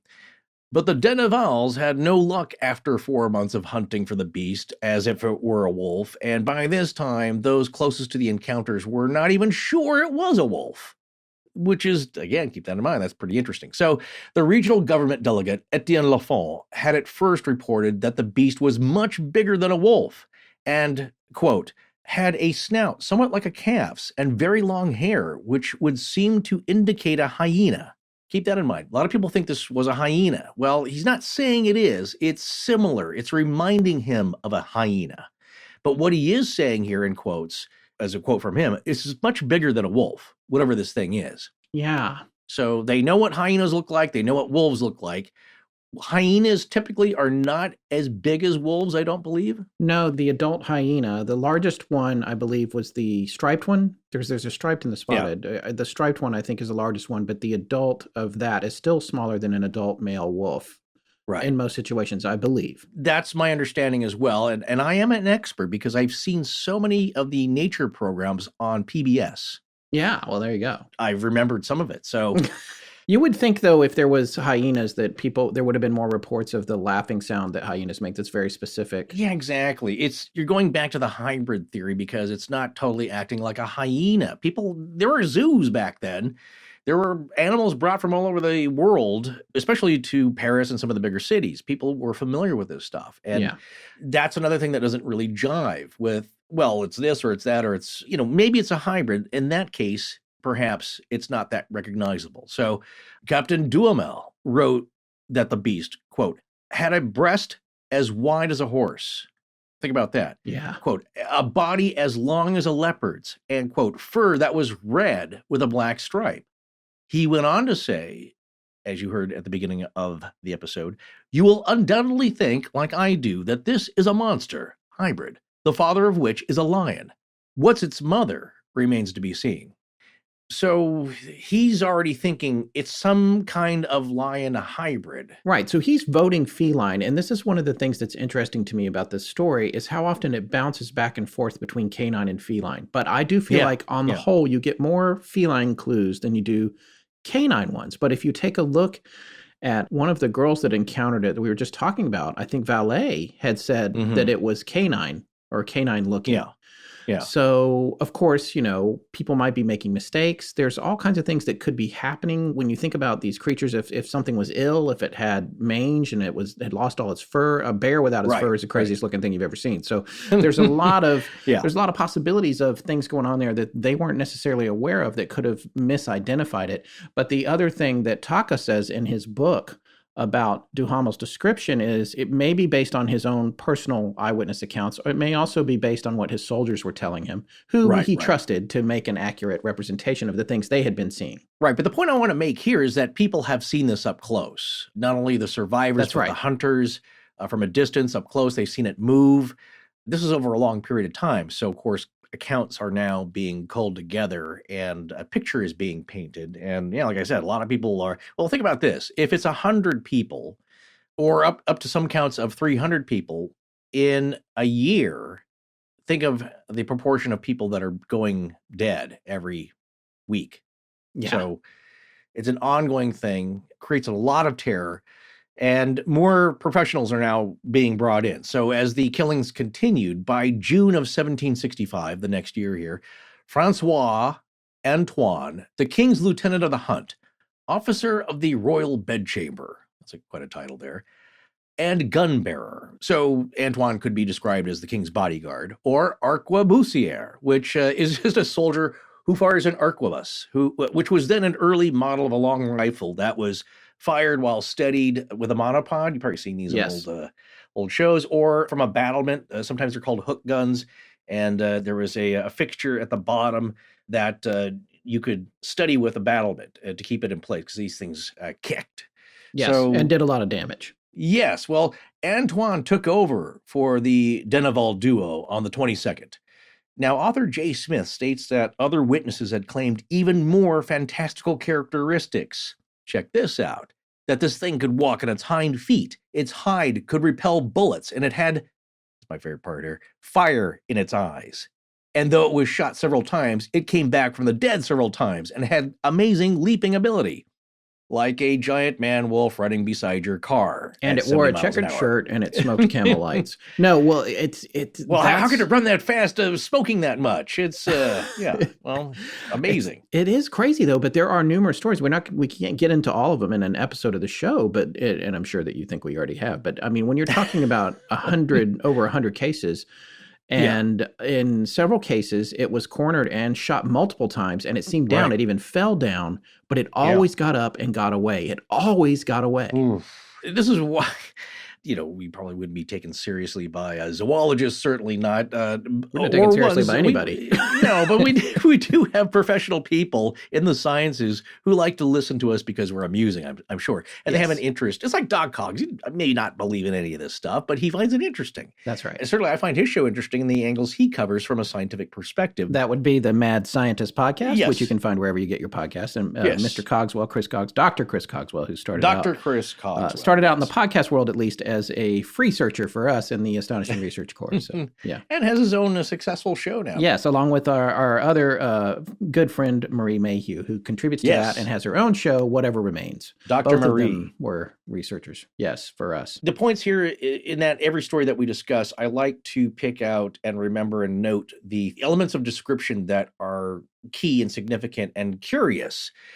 Here, as we've come to talk about the paranormal, this is what I was getting at, is that nobody else considers fire in its eyes, except for us, because we come across a lot of paranormal stories where shadow men, hat men, all these creatures somehow have these fiery eyes, yellow, orange, red, all manner of colors. The Bigfoot creatures at Chestnut Ridge had green glowing eyes, I believe. That's right. Everyone's got the glowing eyes, so everyone's got the fire in the eyes.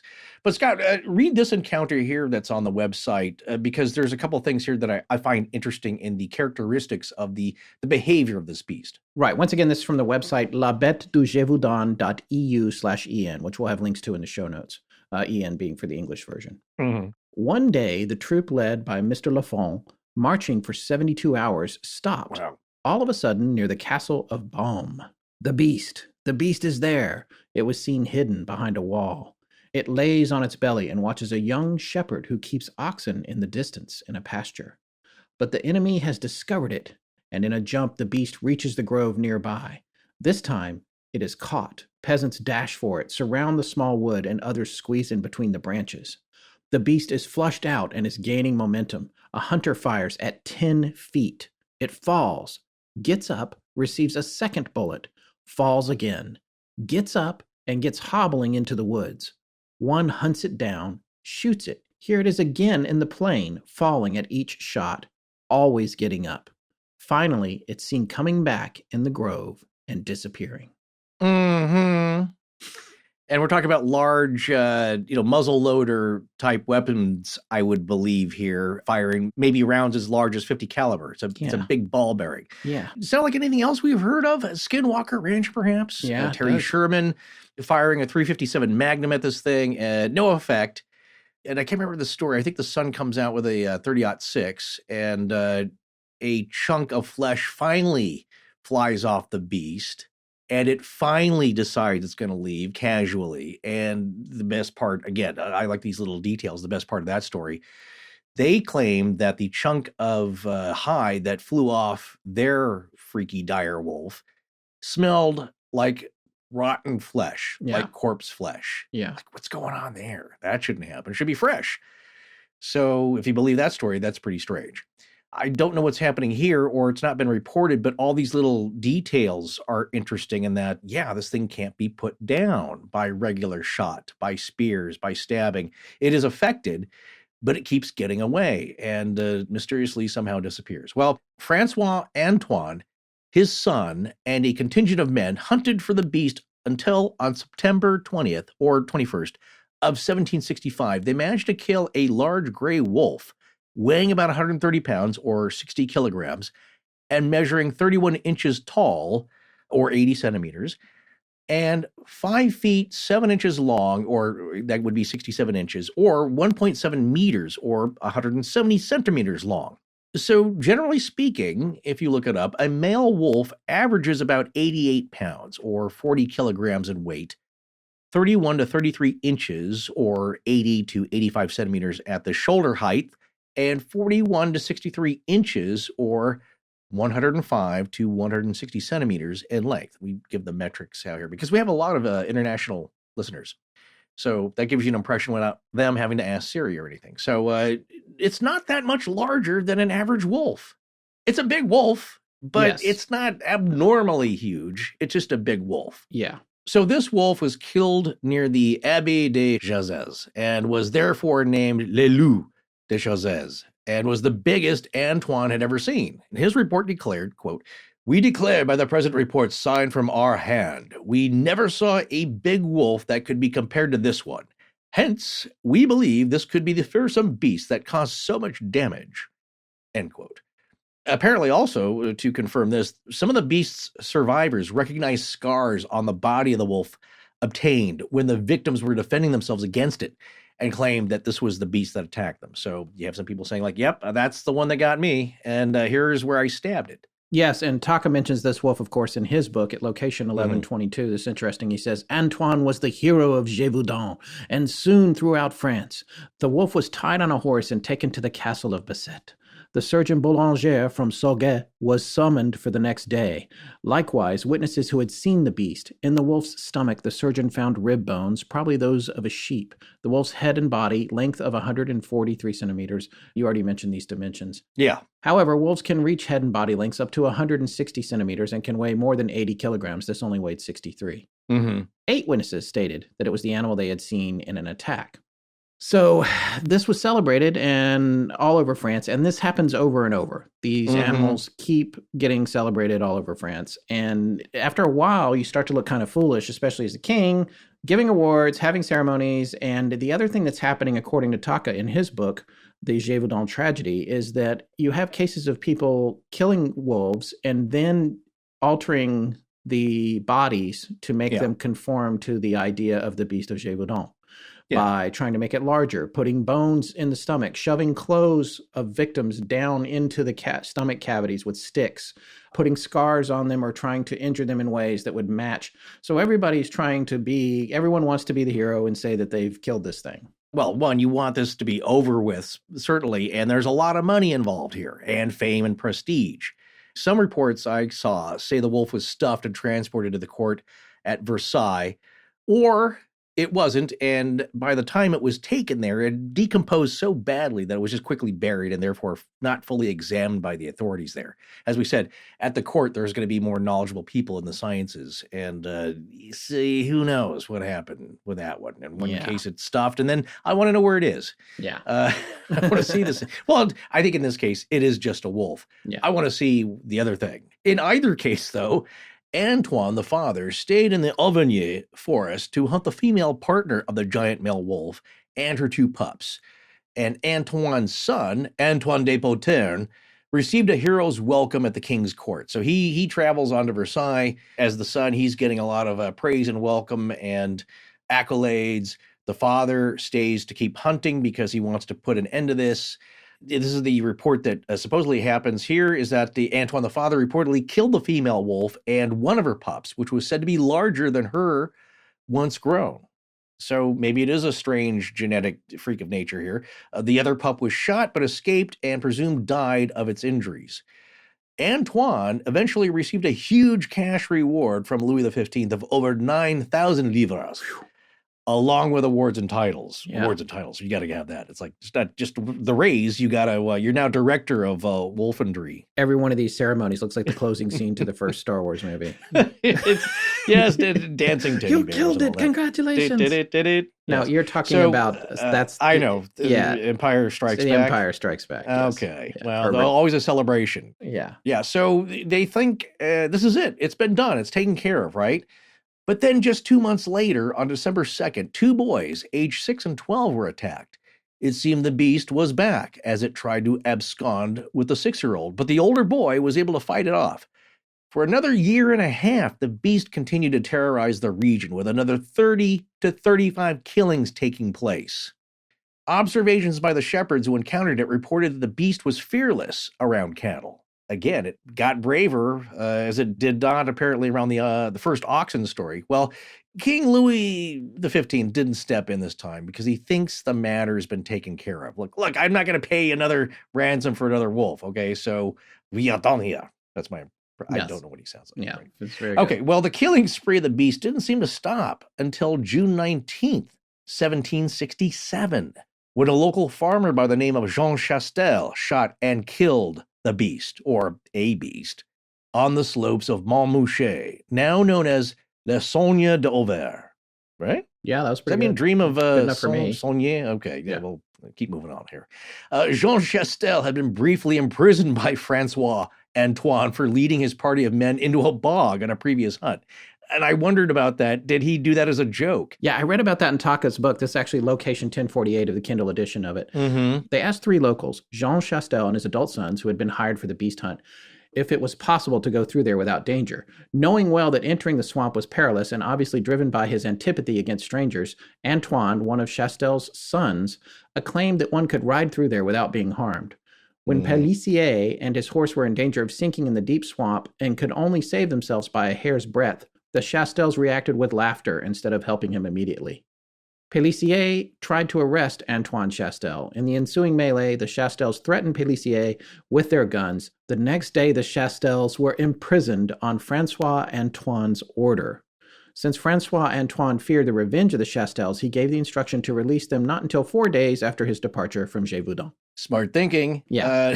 And I would also be pretty peeved. Jean Chastel had a reputation as being a poacher. I believe that. Yeah. These are less than upstanding citizens, you could say. And also this anecdote you just relayed points out what we just talked about, in that the authorities, or the appointed ones here, this wasn't the most coordinated hunt. And efforts were thwarted often by just the people. Like I said, they weren't communicating well. A lot of these people didn't trust outsiders. Who are you to come in here and tell us how to organize this thing? We know the countryside. There's a lot of problems here, and I think contributed to why this thing was not stopped right away, other than that it's a freaky supernatural beast. But in this case, though, yeah, not the best coordinated efforts. And it was bungled in a lot of cases here. But hold on. Even though Jean Chastel was briefly imprisoned, he goes on another hunt, this time organized by the Marquis d'Apcher, a local nobleman. And this time, Jean Chastel uses a large caliber bullet combined with buckshot he'd made himself from, guess what? Silver. Mm-hmm. And that works. Yes. Okay, so this detail might be I'm not apocryphal. rubbing it in. I'm just saying, I'm not saying werewolf. I'm not saying werewolf. This detail might be apocryphal, but yes.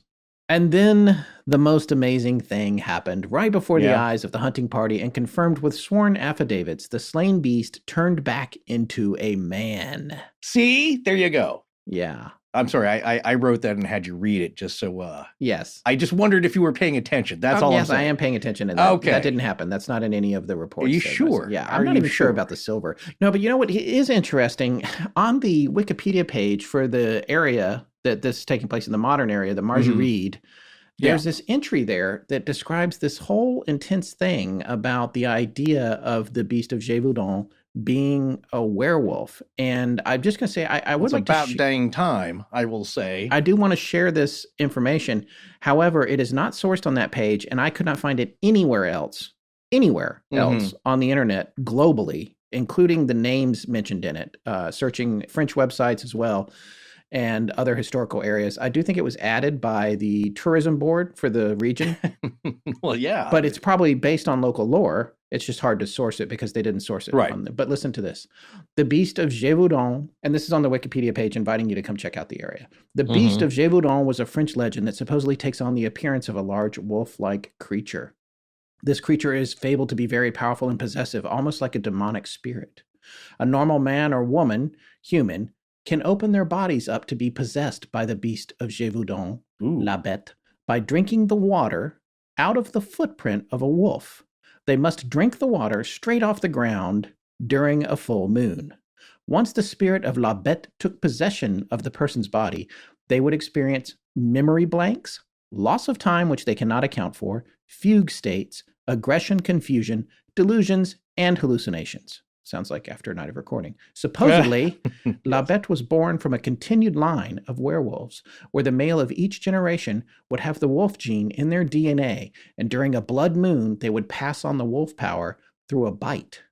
La Bête was first fabled to be in the body of a man named Josiah Le Silvre.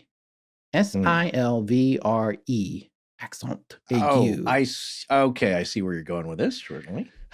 Josiah Le Silvre and his sister was the one who killed him with a single spear crafted from mountain ash and mistletoe. Oh, yeah, folk magic. I love Yes, it. the spirit of La Bête is the most powerful legend in France, and when someone drinks the water from the print of a wolf and becomes La Bête, their person gradually ceases to exist. Their memories, their very essence is replaced by that of Josiah Le Silvray, and his spirit sinks vengeance on all hunters and descendants of his sister, the bloodline of Le Silvray.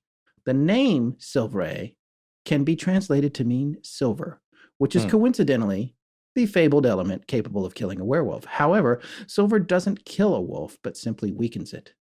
La Bête went after the modern descendants of his family who had the names of Silver, Silvray, Argent, Siljean. Josiah's sister was also known as the Maid of Gévaudan. So this is super interesting. A lot of details here, but we couldn't corroborate this anywhere. And also the Maid of Gévaudan is actually Valet, the girl that stabbed it with the spear. Right. So that would mean that she was his sister, but her name was not Silvray, and I couldn't find the name Silvray in a global search in Ancestry.com. I knew you'd go there. Yeah, thank you. Lou Silvray, Josiah, Josiah. Couldn't find any of that anywhere, but I do love this story. I love these details in here, and I can't help but think that this is folkloric information is buried in here that might have been written by somebody from the area. Right. Well, I'm going with that story until I hear otherwise, because it's got all the elements that that I loved as a kid. I love them now. The elements that inspired the editor of the French website we've been pulling from. Yes. That's why people love this story here, is that it's got all these romanticized elements. A few things in there might be true, but cobbled together, it makes a great legend, and that's why we're here. But I will tell you this, Scott.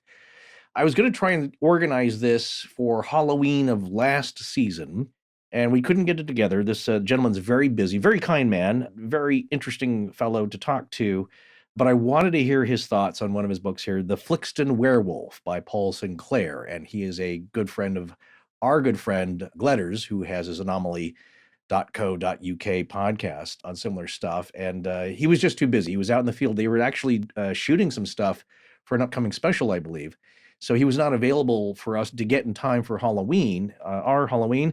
But we hope to have him on one day because he is collecting reports that are happening now of people seeing weird wolf-man beasts on their properties in England, looking in their windows. Just freaks you out. And so it's not something that's relegated to the 18th century only.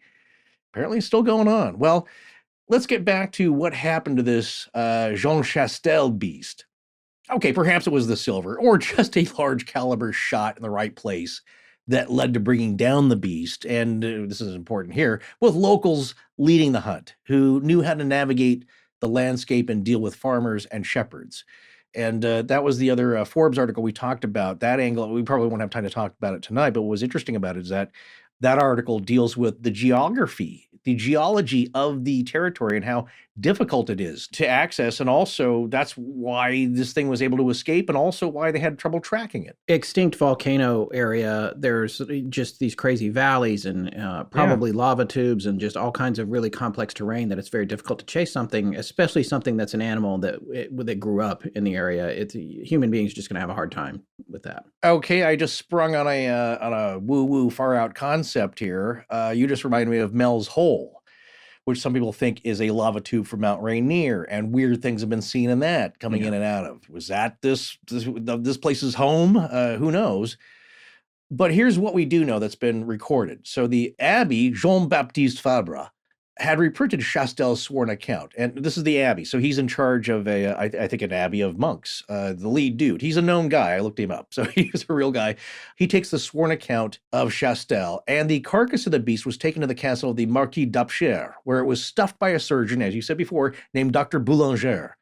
The post-mortem report of Dr. Boulanger was later called the Marin report due to it being transcribed by a notary named Marin, or Marin, M-A-R-I-N. So it's known as the Marin report. And according to the report, the remains of the beast's last victim were found in its stomach. Yeah. Well, Scott, we just told the audience one ending of this story, but it wasn't very dramatic in our telling. Why don't you read the passage from the website? Because even though, yes, it's coming from a French translation, it's a little more exciting than what I just said.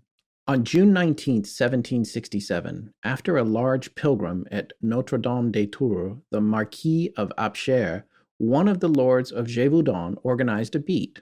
One of the hunters was Jean Chastel. He was 60 years old, was born at the turn of the century in Darmes, near Bessères-Saint-Marie. He was a solid and religious man. The whole region regarded him with esteem for his honesty and good conduct.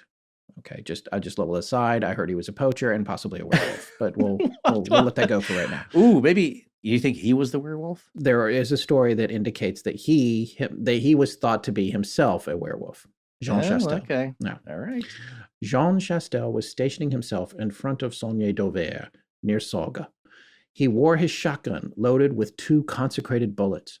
He was saying the rosary when he saw the beast. I have read that in multiple places. And this time it was the real beast. Calmly, he closes his rosary, puts it in his pocket, takes off his glasses, puts them in a case. The beast does not move. It waits. Chastel shoulders his weapon, aims, shoots. The beast stands still. The dogs run up to the sound, knock it down, and rip it up. It is dead. Its body, loaded on a horse, is carried to the castle of Besque. It is examined, and it is indeed the beast. It is not a wolf. Its feet, its ears, the hugeness of its mouth indicate a monster of unknown origin.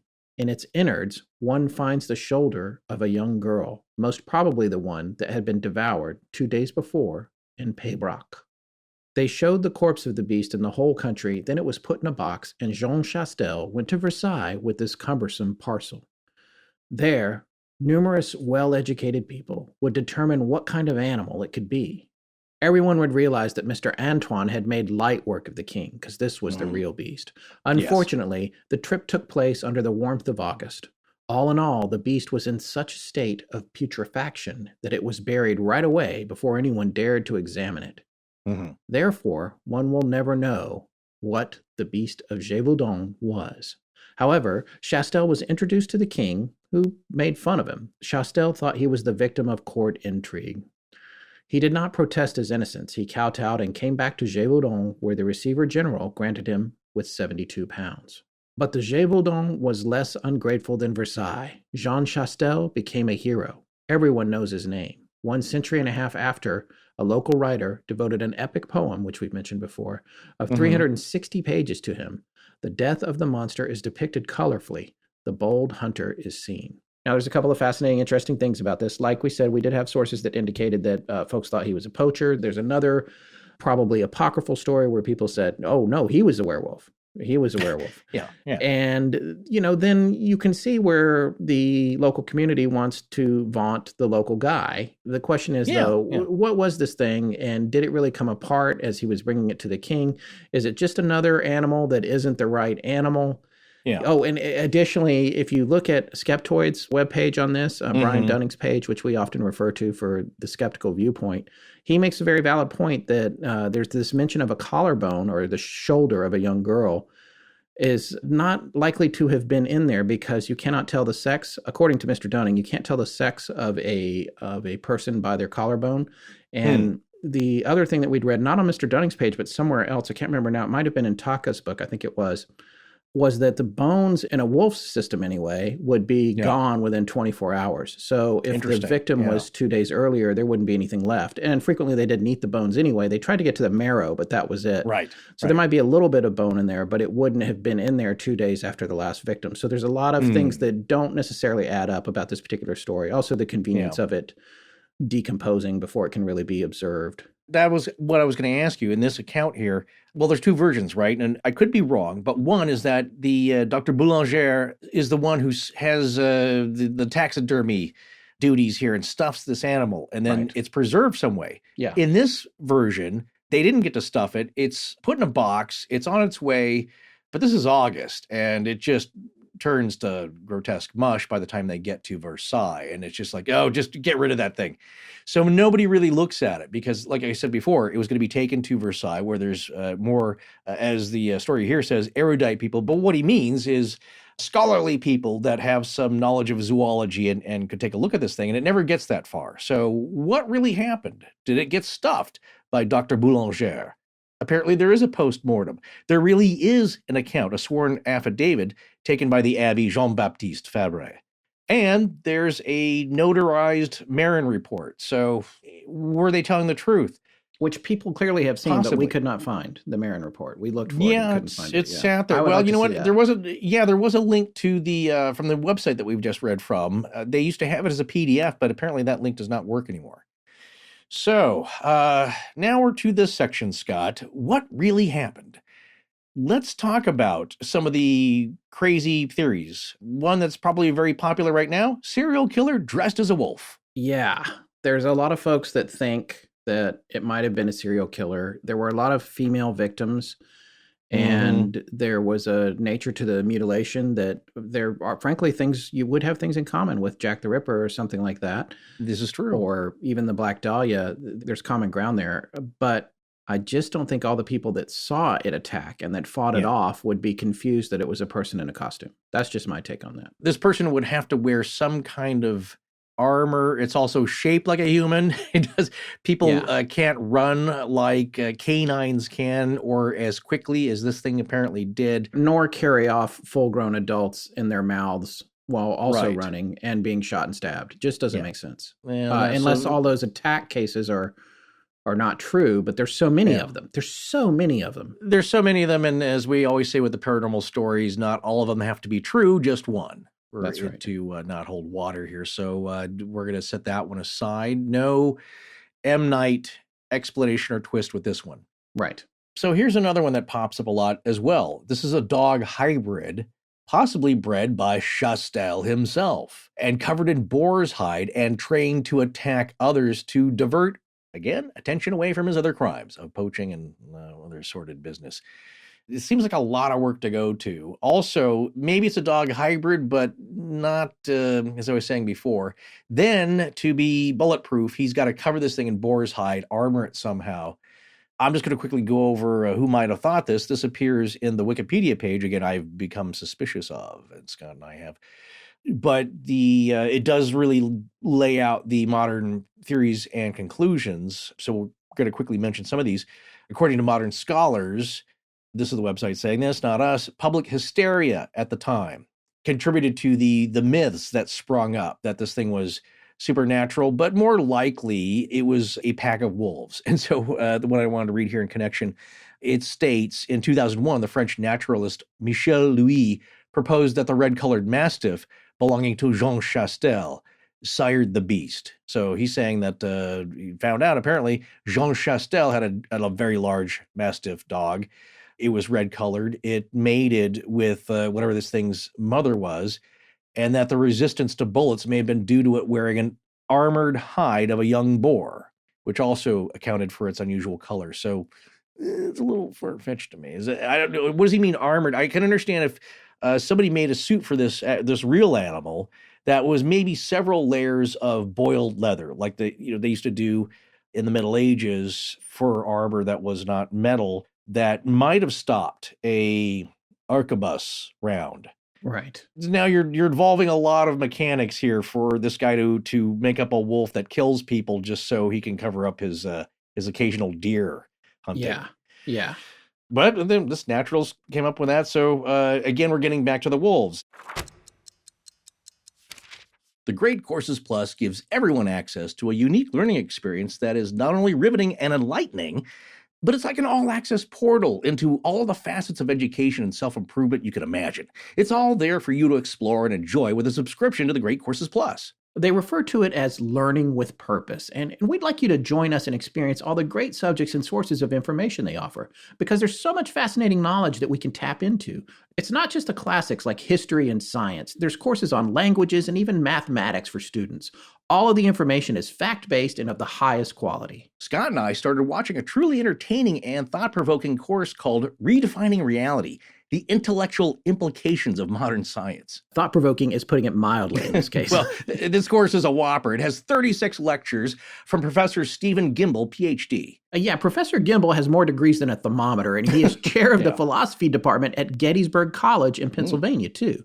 This is the guy you want to learn about the definitions of reality from. Well, I just checked out lecture 10 in the series on chaos theory. Which is about how we produce astonishing legends, right? Well, there's no theory, it's just chaos. Well, in some ways, yeah, actually, of course. One of the takeaways from this lecture, which was so fascinating, I'm going to watch it a few times, was about something called the three-body problem. Professor Gimbel explains it quite well, better than we can, of course. But the long and short of it is, when Newton was presenting his first calculations in support of Kepler's ideas about the orbits of the planets, he found that you could make accurate calculations when there were two bodies involved in the equation. But as the professor says, we don't live in a universe of only two things. That's right. He makes an example of the difference between calculating the movement between just the Earth and the sun versus the Earth, the sun, and the moon. When the third body gets in there, chaos, because the way the three bodies interact gets so complex. Newton's two-body laws don't work anymore. And not only that, things get infinitely more complex and harder to figure out. Oh, yeah. Well, there's a lot more to it than that. But man, this stuff is fascinating. Definitely one of my favorite courses so far. Each lecture is enlightening. Folks, you're going to love this streaming service. The Great Courses Plus gives you unlimited streaming access to thousands of fascinating video courses just like this one, taught by some of the best professors and top experts in their field. And when you download the Great Courses Plus app, you can learn with purpose on any device. So, what purpose waits for you? Sign up for the Great Courses Plus to find out. Right now, our listeners can get this exclusive offer. A free trial, plus get $30 off when you sign up for an annual plan. It comes out to just $10 a month. But this limited time offer won't last long, and it's only available through our special URL, thegreatcoursesplus.com/legends. You don't want to pass this up, so go now to thegreatcoursesplus.com/legends. Hey, Scott, you ever been sick? Well, yeah, a few times in my life. Why? Well, like sick enough to go to the doctor to get a prescription. Yeah, of course I remember a few times that's happened. Again, why? Because here's my point. When you're feeling crummy enough to go see the doctor and they prescribe medication, the very next thing you want to do after the visit is go home and crawl in bed, and the very last thing you want to do is go to the pharmacy or the supermarket to get that prescription filled. Oh, yeah, I see what you're getting at, and you're absolutely right. You go to the pharmacist, and they're doing their best to fill your order, but there's usually a bunch of people ahead of you, so now you gotta go shopping for like half an hour, or leave and come back when all you really want to do is lie down. Oh, yeah, and even if you're not feeling crummy, I don't want to be announcing to a bunch of strangers waiting behind me, even in hushed tones, what ails I got that need curing. Guess what? My pleas have been answered. Capsule has arrived. Capsule is a new kind of pharmacy that delivers your prescriptions the same day for free to you. And all you gotta do is visit capsule.com and sign up. It's a breeze. It takes like 15 seconds to sign up.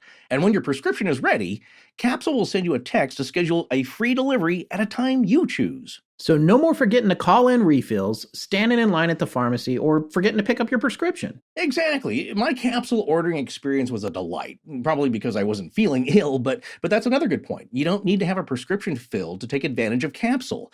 They have a lot of over-the-counter stuff you find at the store. So I didn't need any doctor-prescribed medication, but I was almost out of ibuprofen. So I just opened the app, I ordered my usual brand, got some melatonin while I was at it, and bam, done. It shows up delivered in a nondescript package by a very courteous person wearing a mask at the time you specified. Someone doesn't have to be at your place, though, to receive it, but that's it. You can go on about your business, and it doesn't cost any more than your old pharmacy. Okay, come on. What's the downside? Well, if being totally awesome and making my life easier is a downside, then, well, there you go. That's the downside.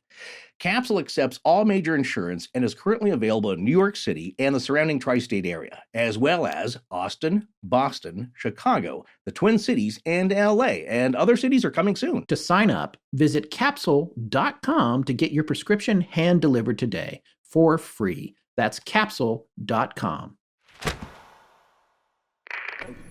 Oh, excuse me, I must be in the wrong studio. This is Mr. John Darling. Thank you for listening to Astonishing Legends, especially this episode. Can you direct me to the booth for the Midnight Library? I did want to point out something that I learned during our research here.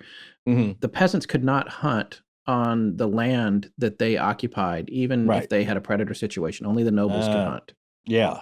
Again, that's a source of some tensions as well. Why they're not cooperating with authorities there. They don't trust them. They don't get many benefits from them. And certainly now they're interested, now that this is national news, and a bunch of them have been killed. So the wiki entry, though, seems to lean towards attacks by wolves, stating they were a very serious problem during the era, not only in France, but throughout Europe, with tens of thousands of deaths attributed to wolves in the 18th century alone. Right. That's what This Wikipedia page is a freaking mess. It's a mess. Right. Yes.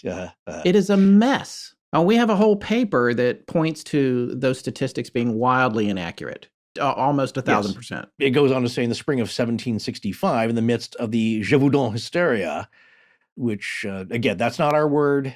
That's the entry and other people's description, that mass hysteria, their word, not ours, because nowadays you would say mass psychogenic illness, which is often described for things like the dancing plague and other group behaviors that trigger strange behavior from the people, especially in the olden days. In this case, they're all seeing this crazy wolf and they're making up stories that are actually explaining more mundane wolf attacks.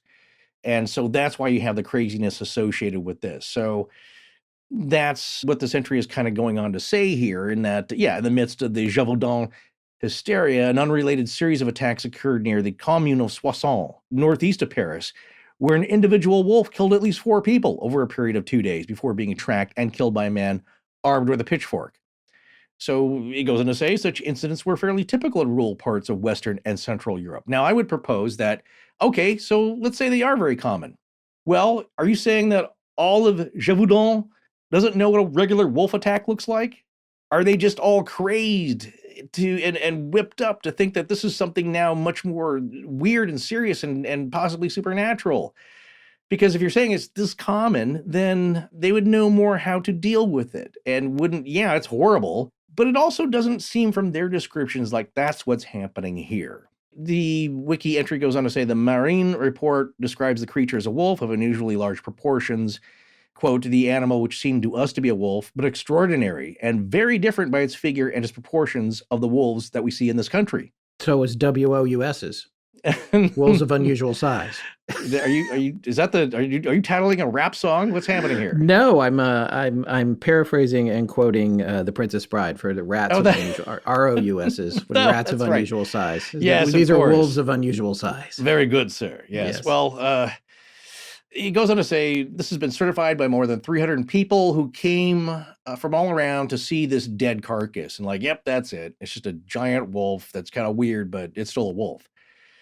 So again, that comes from the Marin report, apparently, but we haven't seen it. I'm not sure if I trust that. It kind of concludes here, despite the widely held interpretation based on most of the historical research, the beast was a wolf or other wild canid. Here's another one that we're going to talk about here in a second. There are alternative theories that it might have been a hypothetical lion.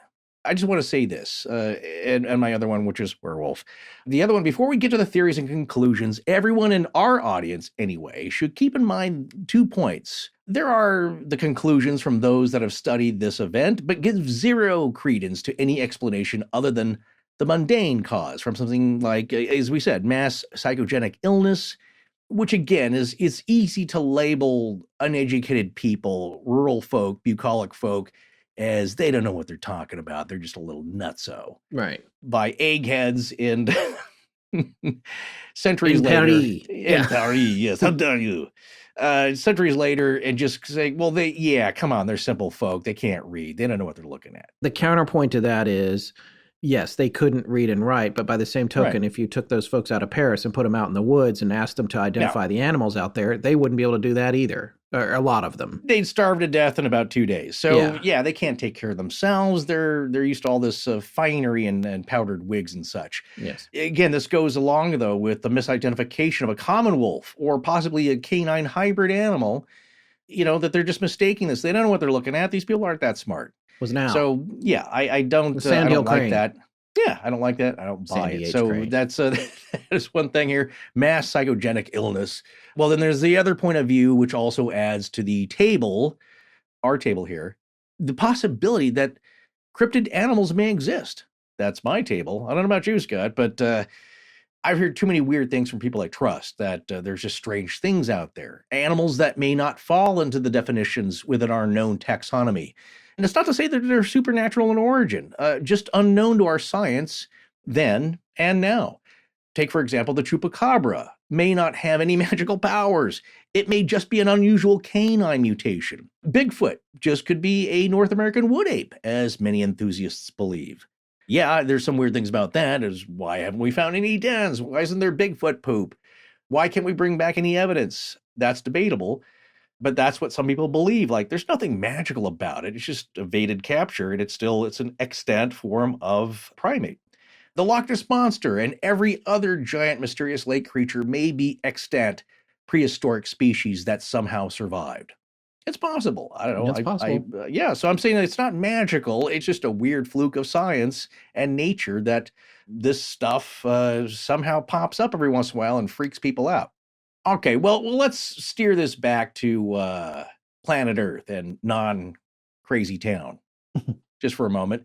Let's look at what the Smithsonian article and author J.M. Smith believes is the answer to this. And again, this goes to more mundane. And look, certainly, I'm ready to put my chips down on any one of these theories if it makes sense to me, as we always do with some of these stories. But let's hear what that Smithsonian article says and this author that we've quoted earlier here. And I'm taking this from the article itself. Quote, "The end of the savagery did little to answer the burning question, what was the beast? It's been up for debate ever since. Historians and scientists have suggested it was an escaped lion, a prehistoric holdover, or even that Chastel himself trained an animal to attack people and deflect attention from his other crimes." So we mentioned all those.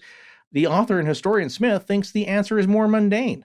Quote, "The best and most likely explanation is Gévaudan had a serious wolf infestation," Smith says. In other words, there may not have been one single Beast of Gévaudan, but many large wolves attacking the isolated communities.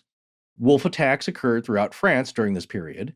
Morisot, I believe is a biologist, estimates that wolf attacks caused as many as 9,000 fatalities across the country between the end of the 16th century and the beginning of the 19th century. Who is making that estimate? Well, we're going to find out here. Okay. Well, maybe not that. You're going to explain, though, what's wrong with this thinking. Yeah. It goes on to say, what made the attacks in Gévaudan memorable even to today were their violence and higher than average fatalities. Now, I'll buy that.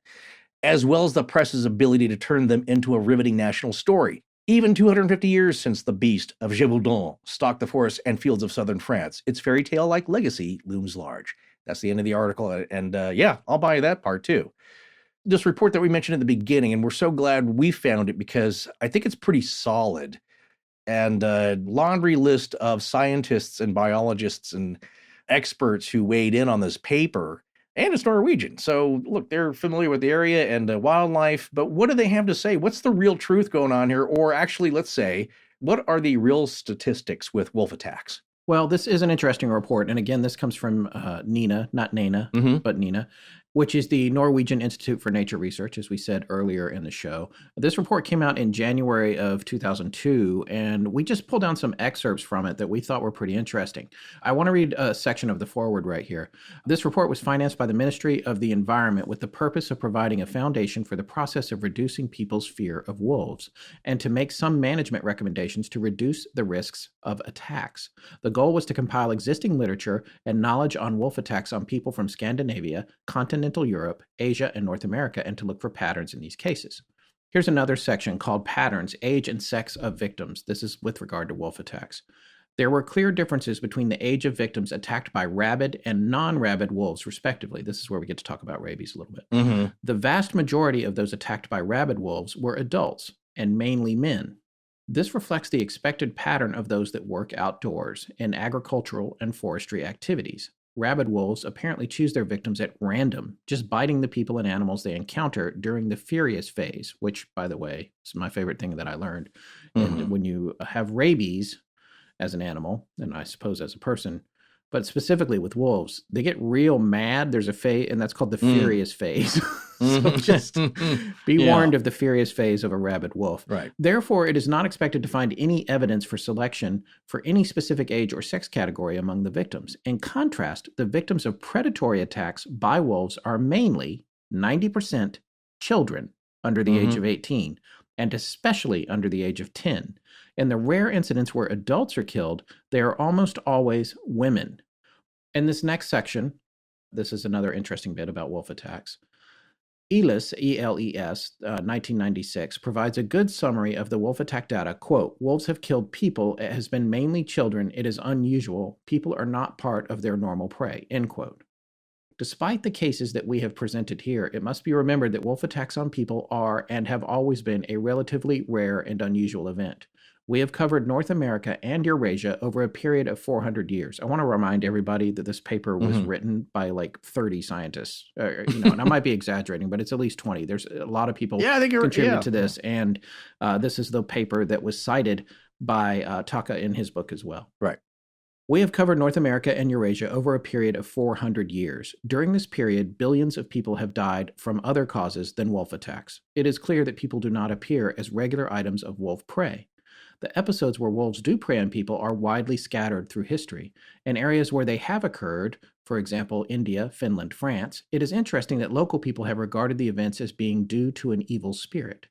This indicates that predatory wolf attacks were not regarded as normal behavior for wolves. Attacking and preying on humans is much more a part of the, quote, normal behavior of other large carnivores, bears, cougars, tigers, than that of wolves. The risk of being attacked by a wolf are not zero, but are clearly so low that they are virtually impossible to quantify, especially when compared to the other background risks associated with living. However, the challenge is to learn as much as possible from these rare past events about the ecology of wolf attacks on humans and place it into the context of the modern situation.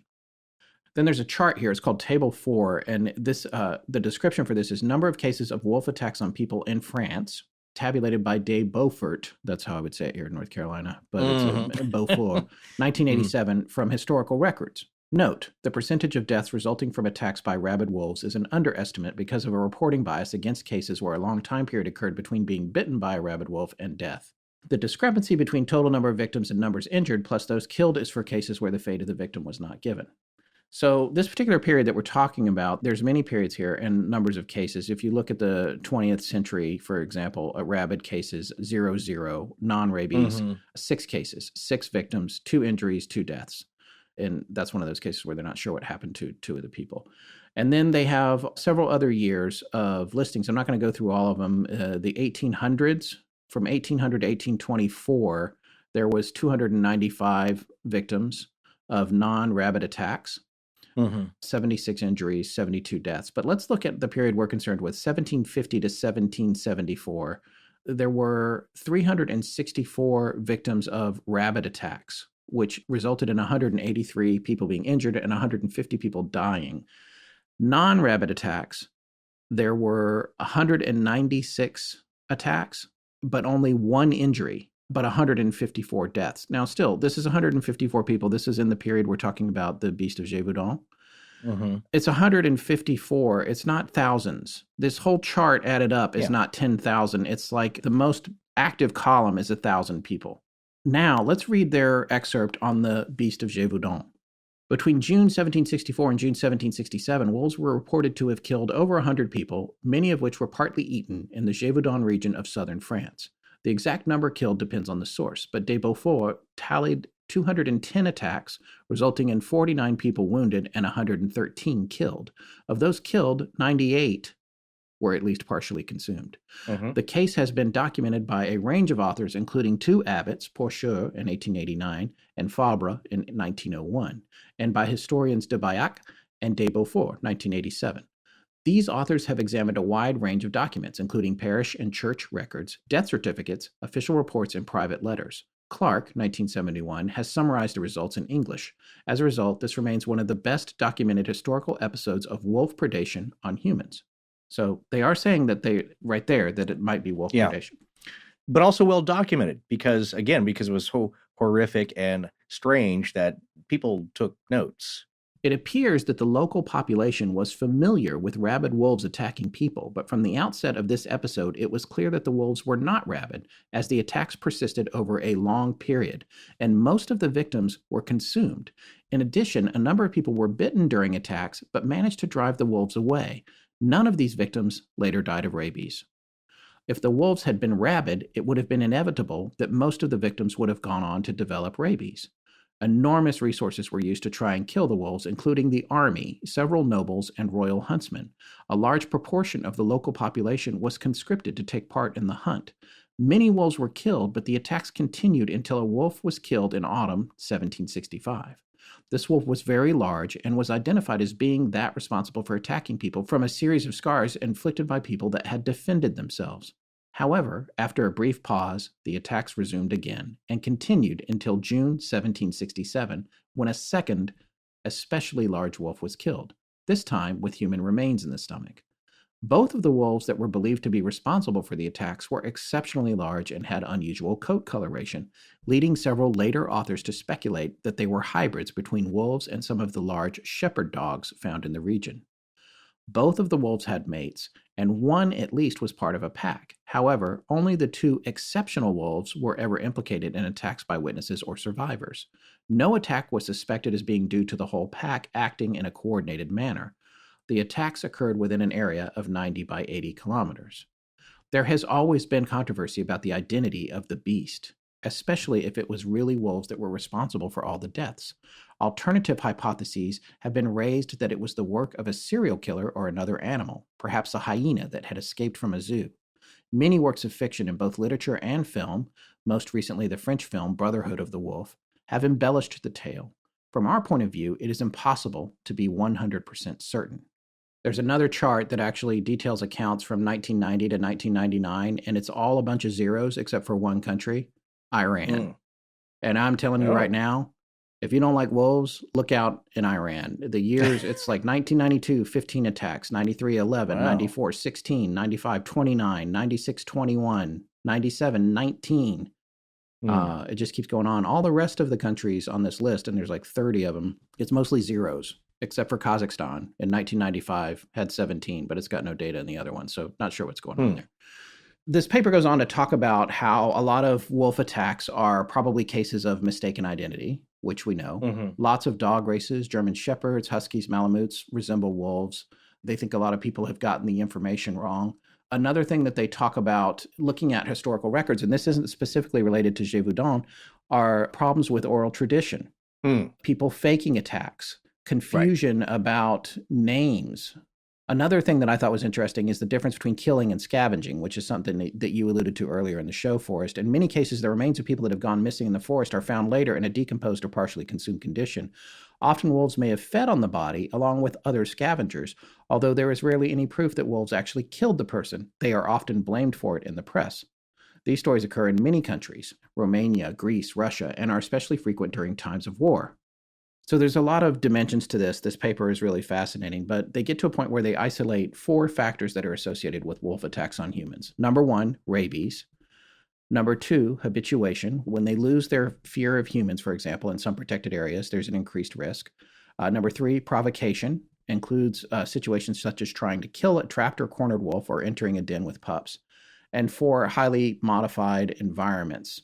This is where the majority of predatory attacks from pre-20th century Europe and present-day India have occurred in super artificial environments where a number of circumstances have happened. Little or no natural prey, heavy use of garbage and livestock, that sort of thing. All stuff that you wouldn't be surprised to hear about. But the main point that they make here towards the end is that this literature contains many examples of wolves being provoked without attacking humans. However, we found a number of cases where provoked wolves have bitten people in an attempt to get away.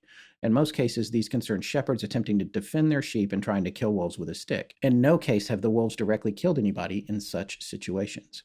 Unprovoked attacks by non-rabid wolves on people are very rare, and the vast majority of wolves do not regard people as being prey.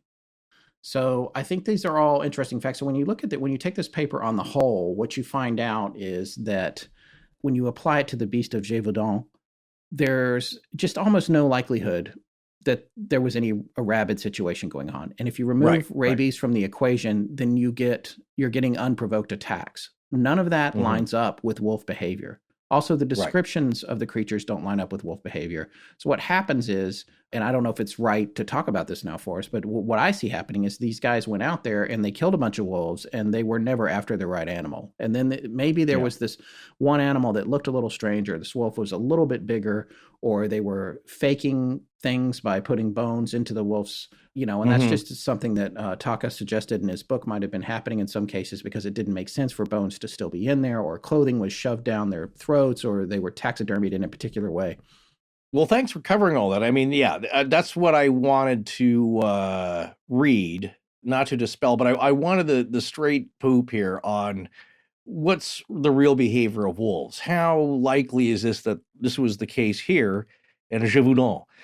From what we're reading here, because of the number of adults attacked, the methods, it does not seem like rabid wolves. who attack indiscriminately, because those die after about a week of having full-blown rabies. That's right. People do as well. Nobody ended up with rabies. So Right. not rabid wolves. And it does not seem to fit with the predatory behavior of healthy wolves. Yes, there's children. Yes, there's other people being attacked. Some of these things fit. Yes. Well, one thing I was interested in, and I made a cut and paste here, comes from the article we've been talking about from David Bresson, how an ancient volcano helped a man-eating wolf terrorize 18th century France, and that was on Forbes.com. And he was talking about the anecdote about the herd forming around the shepherdess and protecting her from the beast and a few times as this thing charged. And something I liked here that he said in his writing, notable, the attacking animal seemed to be less interested in the cattle as in the girl. Yes. That's the other thing about regular predation is that, yeah, you know, you could say humans don't run very fast. We don't have any natural defenses. Then again, we got spears and knives and guns, at least in 1767 and 64. So when they lose their fear of humans, that's a different story. But my point here is that in regular predation, where are all the stories, the anecdotes about this thing taking people's cattle as well? Easy to pick off sheep, calves, all the things that naturally happen with wolves in North America and attacking ranchers' cattle. So I didn't come across any of that here. It seems to be only going for the people. What's going on there? So that's very interesting. But Scott, before we proceed any further, what's the deal with the hyanodon? Well, this came from one of the newest members of the Astonishing Research Corps, who's just joined us. His name's Rowan Pike, I believe is his last name. And Rowan had pointed out several animals, including some really cool dogs that we had never heard of, called a bear dog, which is a very popular dog in Finland. But one of the things that really did strike me was the hyanodon, which is, according to Wikipedia, a family of extinct carnivorous fossil mammals from Eurasia, North America, and Africa. And when you look at this thing, it does seem to have some things in common with the hyena, except it is much stockier, much larger, and its appearance matches a lot to me. And it hasn't been mentioned in the stuff that we read. This is something, I'm not sure exactly where Rowan found this, actually. I think it says here in our research group. But the thing that struck me about it, and the reason that I wanted to include it here, was because when you look at this and you think about all the descriptions of what people described, it's a pretty good match. Size, coloring, the tail, the shape of it, everything about it. But this, it's just one catch. It's extinct. It's been extinct for a long, long time. It's the coelacanth of canine/felines. Yeah, maybe so. And and who knows if it was still around, would it attack humans over cattle? Probably not. But it is something that I wanted to throw in there. Rowan, thanks for digging that up. Well, that is interesting. Yeah, we had a couple of ARC members who also posited interesting theories and collections of stuff. Paul S., I want to give a shout out to, as well as Luke H., our paleontologist from Edinburgh. They bring up a lot of points that we did end up covering in the episode already. So kind of the same thinking that we were going through here. But circling back to one of the authors, Scott read for this episode, and I got to admit, if I'm going with a mundane explanation, I like this one maybe the best. And this is, again, by Karl Hans Tacke, who, I'm going to read his bio here, is a biologist and a former academic assistant of the University of Osnabrück in northwestern Germany, where he wrote his doctoral thesis on behavioral ecology. And he published zoological research papers, contributed to manuals about mammals, edited and translated books on biology, and was a scientific editor for a universal encyclopedia. I didn't make too many notes from it other than you want to talk about what his theory is, because, again, from the descriptions, it makes sense. I don't know how this is more possible than the other more outlandish explanations, but the behavior sounds right. And his theory, boy, I hope I'm not going to spoil anything for you, Scott, and your explanations and conclusions, but Tacke's idea here is that it is some kind of sub-adult lion, some kind of feline, based on the description of a mohawk mane, and not a full mane yet, of a fully adult lion. The thin tail with the tuft at the end, the claws, just the large head with the snout. To Tacke, this is starting to sound like some form of lion that may have escaped a zoo or some breeder. And as we know from our, again, mentioning our good friend Gledders, saw a black panther not too far from his home in England. Those are around. We know because he sent us pictures. Size of a medium to large dog, and it's definitely some large black cat, like a panther. So he's seen one. It's kind of crazy, and he's not the only one. Reports come in quite a bit of panther-like large cats surviving in the English countryside. So they have their own version of that. Is that what's going on here? And this thing just happens to attack a bunch of people, and they certainly would have been, as I think Taka says, familiar with lions and big cats like that by the late 18th century. Maybe not so much as the peasant folk, but they certainly know their own animals. And again, there were other people coming into the area who were, let's say, had more of an education and they were more familiar with this stuff.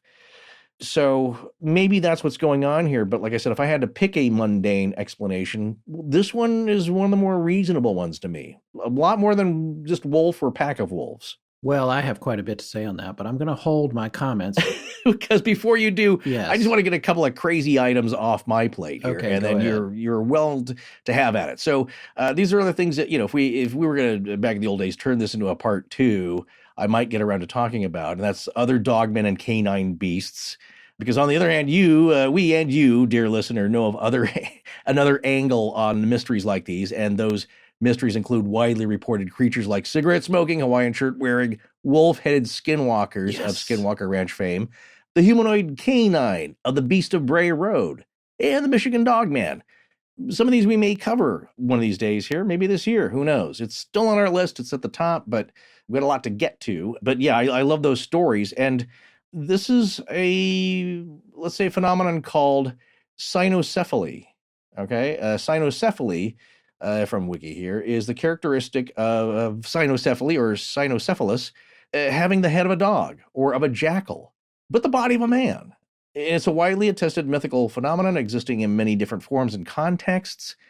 The literal meaning of cynocephaly is dog-headed, but this refers to a human body with a dog head. And maybe some kind of beast like that was terrorizing the people, and you think that's kind of crazy, but it's been reported in stories from around the world, and most famously by Marco Polo, where he met a bunch of them. Now get this, I love little gems and Easter eggs that you find here. Other medieval travelers, Giovanni da Pian del Carpine and Marco Polo both mentioned meeting these dogmen, and I believe Marco Polo was saying they were pretty savage.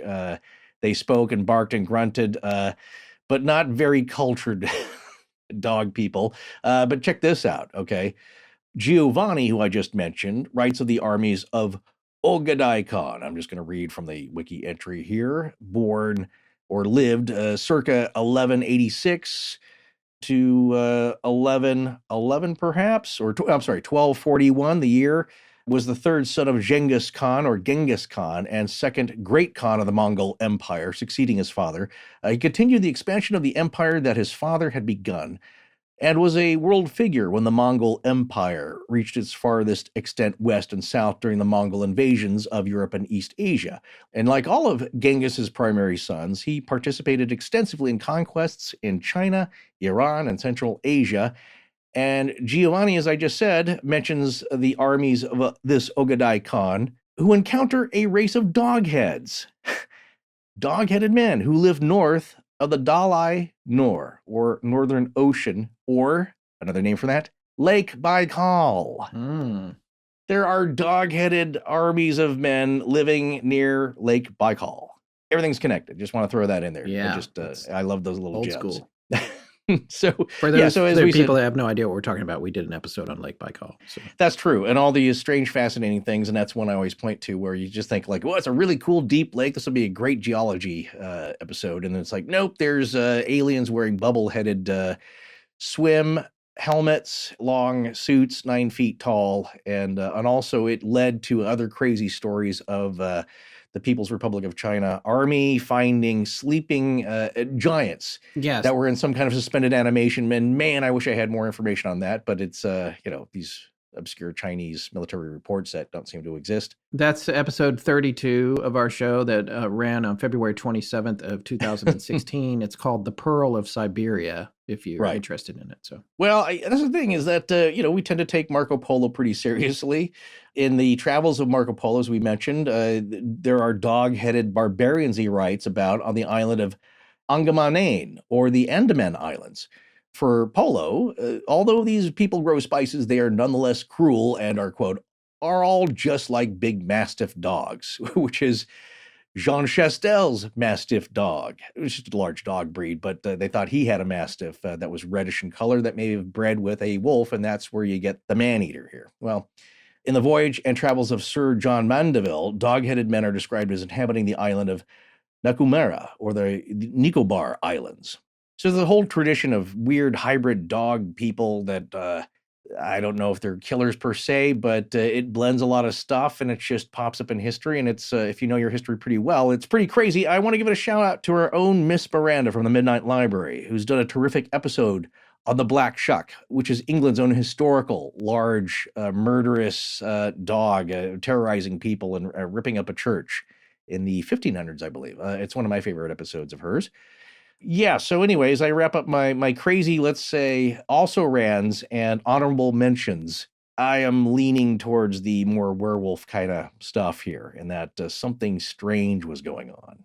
Okay, if you're going to force me to pick something mundane, I might lean towards Taka's explanation, although I'm not sure there's any proof for that or any kind of, it's unprovable anyway, because we don't have any creature. We just have accounts from the 1760s. And we may never know, other than, again, these sworn affidavits from people of what happened. And certainly something really awful did happen in those 3 years that just terrorized the countryside and freaked people out and was so notable. It's a legend today. But what this thing actually was, we may never know. But like I said, if you're going to pick something mundane, I might...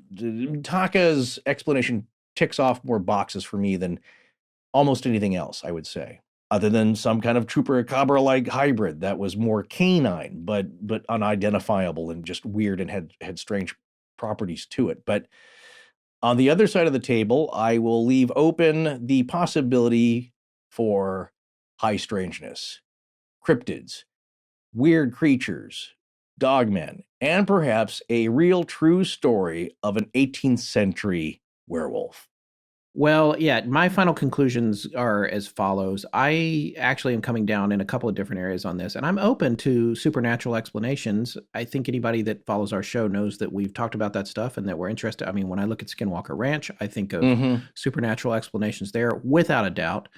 However, in the case of this story, you don't hear a lot of details about UFOs or tubes of light or lots of different kinds of creatures or dogs turning into puddles of goo. No, but what I'm saying is when I think about the supernatural canine, I think about Skinwalker, I think about all that stuff going hand in hand with it in that particular case. In the case of werewolves, which I think are a really fascinating idea, folkloric, it's just one of the premier folklore tales. It's the bedrock of folklore, really. Yeah. And you can see how that story could evolve from this. These crimes that this thing committed, and I'll call them crimes, they're crimes against humanity. They were so vicious and indiscriminate, killing women and children and also men when it could, whatever this thing was, or if it was a series of things.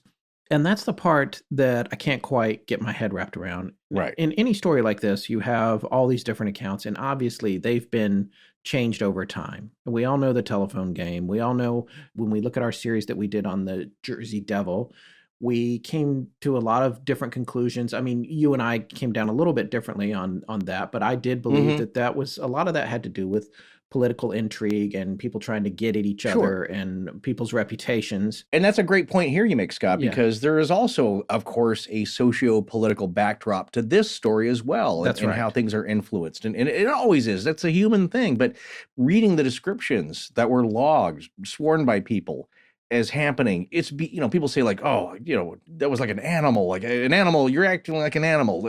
This does not even seem like animals feeding. It seemed like a crazed animal, and as we just said, I think we successfully ruled out rabid animals, rabid wolves. It's acting as though it's rabid, but it's not rabid. It's acting as though it's rabid in terms of the aggression level, but not in terms of what it's choosing to attack necessarily. In the fact that it's acting like it hates people. Right. It wants to cause as much misery and pain and shock when loved ones find their relatives in this manner. And as we said before, we didn't want to get too gruesome. We did mention some of the things, but just when you read the details of like, that's not hunger, that's just mutilation. It's just the weirdness of it. And also wolves and things that do attack the head and neck don't generally chew your whole head off. It was also incredibly cunning. It didn't seem to fall for the traps that were set, the poison bait, the soldiers dressed as women out in the fields trying to seem like good targets. None of that worked. And I think the most supernatural thing about it, however, when you look at all the cases, is how many times it seemed to be mortally wounded and how many times it survived that. If you look at that and you think, well, then there must have been more than one. The mortally wounded ones, probably a bunch of them died, and then these other ones came along. So then maybe are you looking at a pack of abnormally large and strange-looking animals, which might be wolves? Maybe so, but no one ever described being attacked by a pack. It was always a solo or a lone wolf situation in terms of the attack, if it was a wolf. The other thing that's going on, though, is we're getting these varying descriptions, and they compete against each other. Obviously, there's going to be some cases of misidentification, like that paper said. In other cases, there are going to be probably wolf attacks, but they're probably going to be, if it's a wolf attack, the wolf is either cornered or rabid or protecting its young. There's not going to be 110 wolf attacks. So there's something else going on there. For me, I have to agree with Taka in terms of the most likely culprit being feline. I have a little space over here for a supernatural explanation too, but for me, the supernatural explanation isn't a werewolf. It's something worse. It's something demonic and interdimensional and pure evil, like just really scary. More than a dude that gets hairy and attacks people, like something worse than that to me. However, that's where I go on the supernatural side of things, because there's a lot of things about it that defy explanation. Coming back to the more mundane explanation that's still not quite mundane is that it was feline in origin.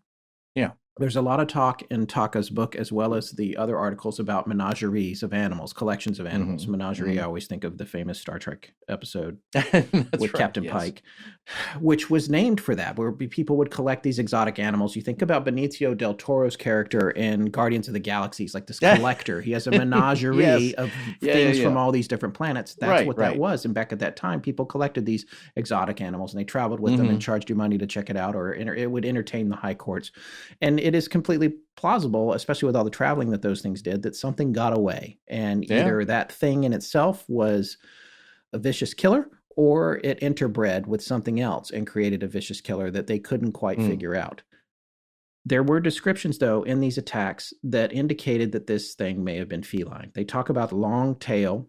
At one point, it's described as thick. Another time, it's described as thin, but it's described as having a tassel. The black stripe on the back, which Taka indicates that the subadult human male lion would have. The lack of a mane people talk about, but lots of male lions didn't have manes. And get this, a lot of people have heard of the movie The Ghost in the Darkness. Val Kilmer and Michael Douglas came out a while ago, based on a true story about a couple of lions known as the Tsavo man-eaters in Kenya. The Tsavo man-eaters were attacking railroad workers in Kenya. There was stories that said it was 140 victims. The reality, according to Taka, was probably that it was closer to 35. But these things, the ghost in the darkness, that's what in the movie they call the two lions, were very, very hard to catch. And they were male, and they had no manes, and all they wanted to do was eat people. I'll read a little excerpt from the Wikipedia page on them. The Tsavo man-eaters were a pair of man-eating male lions in the Tsavo region, which were responsible for the deaths of a number of construction workers on the Kenya-Uganda Railway between March and December of 1898. The significance of this lion pair was their unusual behavior of killing men and the manner of their attacks. These two lions were eventually captured, and they are now in the Museum of Natural History in Chicago on display. You can Wow. see them. Yeah. And it's interesting because the way that one is posed, it's like laying flat on a rock like a cat stalking something. And that's another thing that's mentioned in these attacks, Yep. that it would get down on the ground and stalk like a snake on its belly. Also, there was the tail twitching. Anyone who's had a cat in their lives, a domestic cat, knows that when that tail twitches, you're about to get scratched or bit. Because you're playing with it and you took it to that point where it's like, oh, hell no. And it's going to come and it's going to let you know. And it's going to do that thing where it's going to lay down and thump you with its back legs or whatever. And so that, to me, is a very feline description of an attack. Now, in addition to that, there's another story that I actually hadn't heard of until we started working on this show. It's the man-eaters of Njombe. Listen to this description from worldatlas.com. We'll have a link to this page. Between 1932 and 1947, the people of southern Tanzania lived under fear of being attacked by lions. One pride of 15 lions was especially violent, earning the name of man-eaters of Njombe. These lions were triggered by the British colonial government's efforts to control an outbreak of rinderpest virus. In order to stop the virus that was killing local livestock, the government began killing off wild animals like zebra, wildebeest, and antelope. Consequently, lions began to starve and search for alternative prey. The Njombe pride was clever, moving through the night and killing during the day, which is opposite of typical lion behavior. Before they were exterminated by the British game warden, the Njombe pride claimed the lives of approximately 1,500 victims. Wow. Now, that's 15 lions. Yeah. It's a different situation.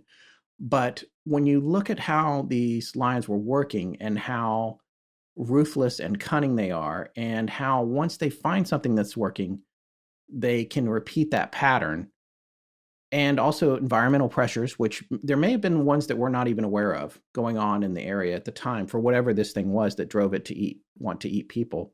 To me, it seems like the explanation is most likely feline. I think wolves have gotten a bad rap here. I think they probably didn't have anything to do with it. I think that this beast was either, as I said, super evil and existing on multiple planes at once and supernatural and immortal, or it was a lion, some kind of lion that got loose in the area and, not being indigenous to the area, couldn't really figure out what to eat and found that people were the easiest thing to catch. Whether it was a displaced lion searching for food or some kind of immortal canine demon, based on all of the available evidence, I don't think it was ever able to be killed.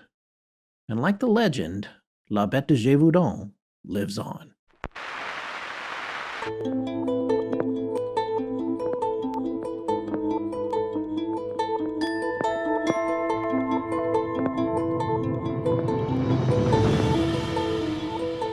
That's going to wrap up tonight's show. We'll be back in 2 weeks with a new episode. Please remember to support our sponsors. They help keep the show free and the lights on in Blanket Fortiana. Special thanks to John Boland. Hi, I'm Kylie McKee. I am Michael Camp.